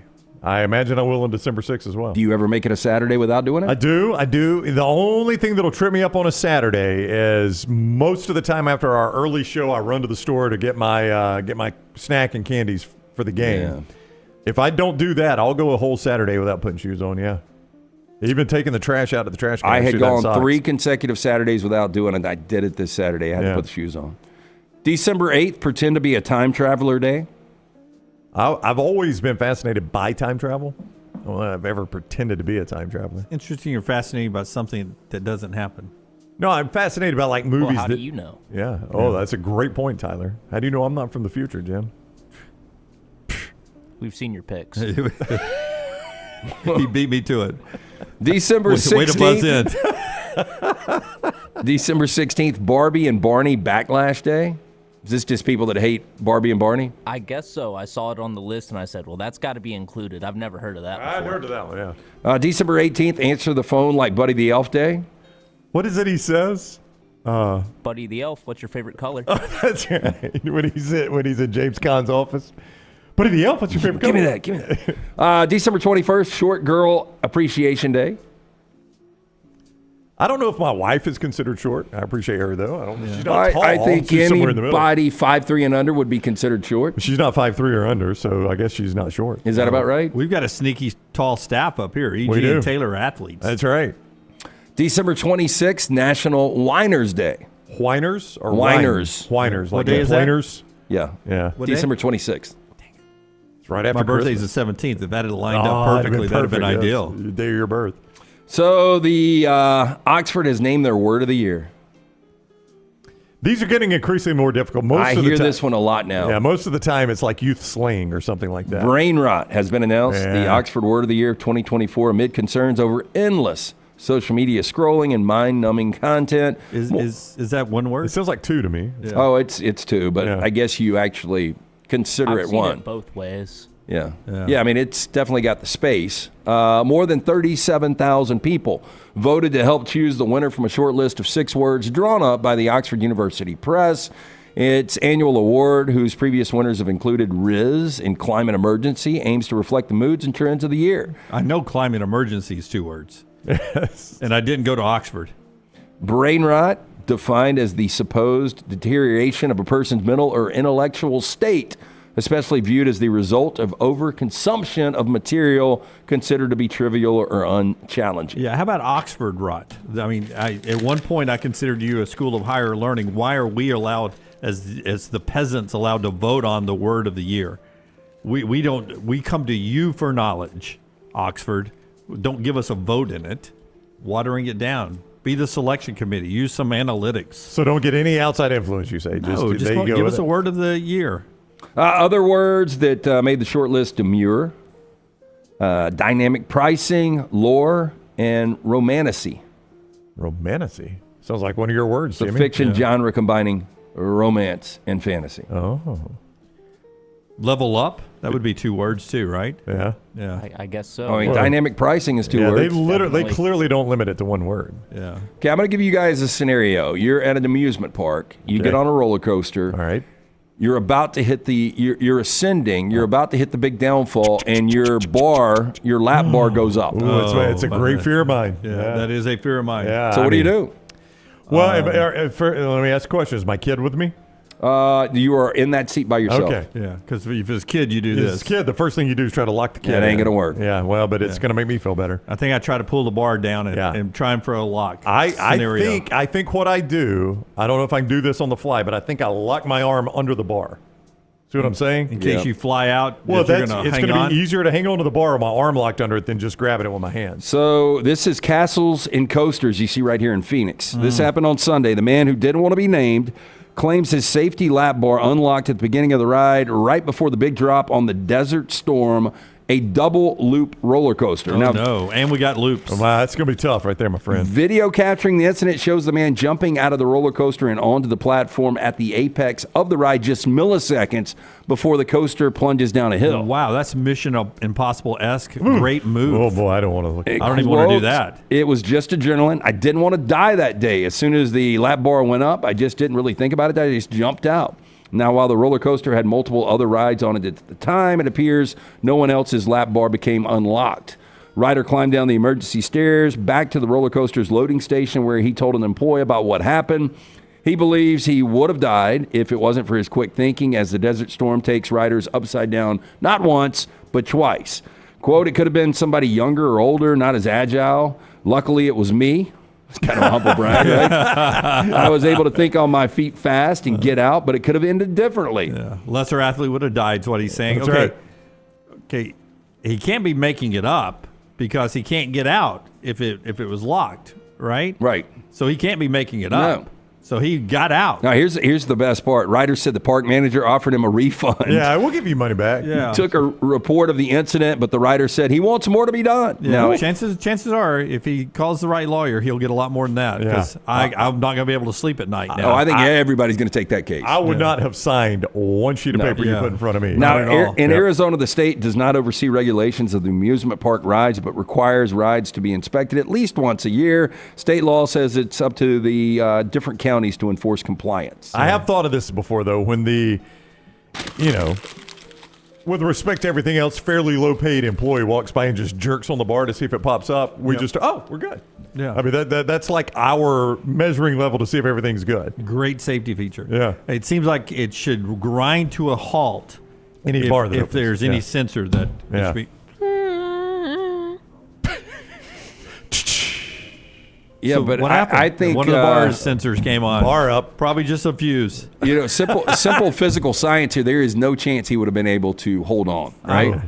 Not a chance. I think there is a debate, though, that gravity, if you're going fast enough to do the loop here, the gravity would have held you in as you did the loop. But a lot of hats fall out. I believe that's going fall to be out. centrifugal force there is what you're looking for. Yeah. So the physics. Yeah. I don't want to show my jack state on you. No, well, you're the one that said that a quarter flying through a plane. Yes, what was that? No, it was a bird, and you have never forgotten that. It was a Brain joke. rot. I do not know that word, Brown. So there you go. A man who caused an online storm when he found a Mars bar without its signature ripple has received $2 in compensation. I didn't know they still had Mars bars out there. You know, I have not seen one in quite a while. Used to be a gold pack, right? Yeah. Boy, they have gone. They've gone Kalen DeBoer on this thing. Wow. Well, you're talking about the black. Yeah, I'm talking about the black packaging. Yes. Now, Harry Seeger's picture of the candy bar generated interest from thousands of members of the Dole Men's Club Facebook page, with one labeling it, quote, hideous. First off, perfectly named. Right. Facebook. What are you guys talking about today? This dude got a Mars bar that doesn't have a wrinkle on it. Oh, hell. Let's chat this up. Now, the 34-year-old said while Mars UK, so maybe there is different packaging over there, would not give him a reason for the imperfection. Group members said the bar had escaped being blown by air. Yeah. Now, Mars Wrigley UK said earlier this month the bar, quote, slipped through its production line and confirmed the swirl was being kept. Would you guys have it? I mean, it would look a little weird, but I don't think it'd stop me in my tracks. I think if I was hungry enough to get a Mars bar, I was like, what happened to my other 16 choices? But if I did get a Mars bar, I would have gone ahead and eaten this. That does look more like a fudge pop. I haven't had a fudge pop in about 30 years. I guess they still exist. I mean, I would have assumed, it's been a while since I bought a Mars. I guess they've changed the way they do it. Yeah, I would have noticed it. I would have dived right in for sure. I'd have been like, where's the almond? Yep. Now, Mr. Seeger was on his way to a classic car show in Birmingham with friends, picked up the chocolate bar at a service station. Quote, probably in Gardendale. The only reason I emailed Mars was because I was interested in what might have caused it to happen. This is all I wanted to know, and they kept sidelining that question. I think $2 is great. It will be 2 free Mars bars. Maybe they could have sent me more, but I'm not being ungrateful. Yeah. I got a free They caught bar. that the air blowing part of that on an inhale instead of an exhale. It was like the old smooth that one Mars. just slipped right by. Yep. And that's Trash Today, brought to you by our friends at Mortgage Right. Yeah, the mortgage experts. If you are looking for a new home, our friends at Mortgage Right, here to help. Remember, whether you're looking for your final home, first home, whether you have a big down payment or need 100% financing, Mortgage Right is your one-stop shop for mortgages. Visit them online, mortgageright.com. Call that Birmingham office, 205-900-7200, NMLS 2239, Equal Housing Lending. All right. Spotlight time on Mondays. We always do the stock report, stock up and stock down.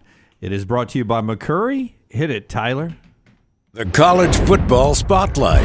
Stock up, stock down. College football stock report. Hey, if you need the car, the van, or the truck, they can be really hard to find this day and age. You can rent from McCurry, though. They're not hard to find there. McCurry Van and Car Rental, the local rental company you can depend on. SUVs, passenger vans, trucks, cars, they got it all with locations throughout North Alabama, Athens, Muscle Shoals, Huntsville, Coleman on 2nd Avenue Northwest, Skyland Boulevard in Tuscaloosa. Call and reserve your rental today, 256-559-1003. That's 256-559-1003 or McCurryRentals.com. That is McCurryRentals.com. Stock up for me is Kyle McCord. Here's a guy that got thrown off the bus in Columbus, Ohio, for a better quarterback situation. They wanted to go somewhere else. He ends up having a better year than the guy who replaced him. The guy who replaced him also lost to Michigan. So to me, Kyle McCord, after the big win over Miami, his stock is up. Stock down for me is Gus Malzahn. With all the buyouts, I just don't see how you go back and you're offensive coordinator at Florida State. You would have made them fire you and just retire at that point, right? Take the money Auburn's still paying you, the money they're paying you, and just be happy. Yeah, me and Christy would have moved back to the lake. Yep. Down near Auburn. Or if I like Orlando, I stay there. Doesn't matter. Yeah. I'd probably move back to the lake near Auburn. I've been to Orlando, and I would have called it quits. Now, the one scenario is if I go to Florida State and I end up having a really good offensive year and that Arkansas job opens up that I've always wanted, maybe I can go be the head coach at Arkansas after Sam Pittman. Maybe. I don't know. But if I'm never going to be a head coach again, I would have tapped out. Yeah, just because where you started there, where you finished, I'm going to go stock down Florida State just in general to go out and hire Gus Malzahn. That doesn't seem what's going to fix what was an awful offense this year. My stock up is Arizona State. They finally started to feel pressure knowing that they had to win out to be able to get to this game. Give them a lot of credit. There was no expectation. They jumped on Arizona. That game was over in the first quarter. But I was going to ask you guys, if you are now a Big 12 or an ACC coach and you have an opportunity to take a Purdue. Oh, no. No. Well, I'm just saying, based on the fact of this, if Klatt is right, if we're about to start having 4 guaranteed bids in the Big 10 and the SEC, with the money you can make going to one of those programs, do you start to look, hey, man, and especially the Big 12's only getting one team in. If SMU loses this game and gets bounced out, then you know you're going into a one-bid league, unless they do expand to 2. I still would rather take my shot at one of the ACCs or one of the Big 12s rather than try to do it at Purdue in the Big 10. I mean, I just don't. If I'm guaranteed 2 spots in the ACC and the Big 12, even if it's just one, that saves that league. It saves both those leagues if you're guaranteed 2 spots, because this will be the new contract. It'll be a lengthy contract. So we're talking about stability for the ACC and the Big 12. If what Klatt said earlier, if you missed it, he says we'll move to 14, according to his belief, and he talks to a lot of people, and that'll be 4 SEC guaranteed, 4 Big 10, 2 Big 12, 2 ACC, a group of 5 he didn't mention, but I assume they'll still get 1, and then Notre Dame, that's 14 teams right there. He also said there was a possibility of doing basically an in-conference play-in, basically a playoff in-conference for the SEC and the Big Ten, to where on Championship Saturday this weekend, you'd have 1 versus 2 playing for the bye and for the 2 seed. You'd be either the 1 seed or the 2 seed. 1 seed gets a bye. And then 3 versus 6, 4 versus 5, with winners going to the playoffs and losers missing the playoffs. Now, it would suck to be 3rd, losing to the 6th, and then I'm not in the playoffs. Yep. And he said there could be some wild cards left, but there's no wild card left if Notre Dame's in. Right. At 14. You scoffed at Purdue. I did. But Purdue, it's a bad job. A much better job than Indiana was coming into the year, right? It's an excellent point. Give me Purdue in the SEC as who? Well, this year they were Auburn. Mississippi State. Well, they were State this year. I'm just saying, they're better. Auburn's a better historical program than Purdue. I would say yes. Traditionally, more recently. But I mean, if you look back at Purdue, what they were doing back in the. But you made an excellent point right there that I scoffed at Purdue right away, and you're right. Purdue probably was better. Missouri. Purdue was probably better coming into the year than Indiana was. They're Kentucky. That's probably a good one. Stoops, by the way, who I've always said is a bit overrated. I think Lance loves him up a little too much. He's in hot water well, up there now. I think this year has been bad. No, there ain't no doubt this year's been bad. But again, a lot of really good coaches have taken on water this year. They have. My stock up, Lenoris Sellers. There's a chance this guy, well, first of all, I think South Carolina is going to have to fight to keep this guy. Like, he will be, the tampering has already started. He'll be a hot property. And if he were to ever think about entering the transfer portal. Now, I don't think South Carolina will let that happen. Do you think Shane Beamer will complain and cry if Sellers leaves? Oh, yeah, absolutely. It'll be Pat Narduzzi times 10. But I honestly think this guy starts among the Heisman favorites. I know that sounds crazy for a South Carolina quarterback, but you watch this guy. Yeah, I mean, each and every week, we've talked about him for about a month now. Like, if you had to draft one of these quarterbacks in the SEC coming back, and Sellers was the guy that I would be all about. I went super obvious on my stock down with Ryan Day. It's just, I don't know how you survive this if you're him. You knew the NIL rules were about to change, and you got out in front of it and said, let's buy a championship while we can. You can't even make your conference championship game and beat your in-state, or not your in-state, but your hot rival. You paid more for a roster, convinced a sitting head coach to come be your offensive coordinator to change everything, and you don't even make your conference championship game. I just don't know how he survives this. But if I'm the agent for Ryan Day, but guys, we're 47-1 with people not named Michigan. We're always in the playoffs. Yeah. We're always in the top 5. And you know what I say? I'm Ohio State. I'll find a really good football coach that won't be 1-4 against Michigan, and he'll do all the rest of that stuff. And I know the agent will say, well, good luck doing that, and here's our buyout, and that's what you have to do. But as Ohio State, if you're Ross Bjork, the Ohio State offensive coordinator, don't you feel like that if I fired Ryan Day tomorrow, the line will start at the door for that job? Oh, yeah. I can go find any coach just about that I want to. Like, it wouldn't blow me away that you could, if you wanted him, could convince Marcus Freeman to leave Notre Dame to come there. Oh, yeah. I mean, he played there, right? It's his school, Yeah. Oh, you would leave Notre Dame to yeah, take if you wanted him. Now Marcus Freeman's getting rumored for interest in the Chicago job, the Chicago Bears.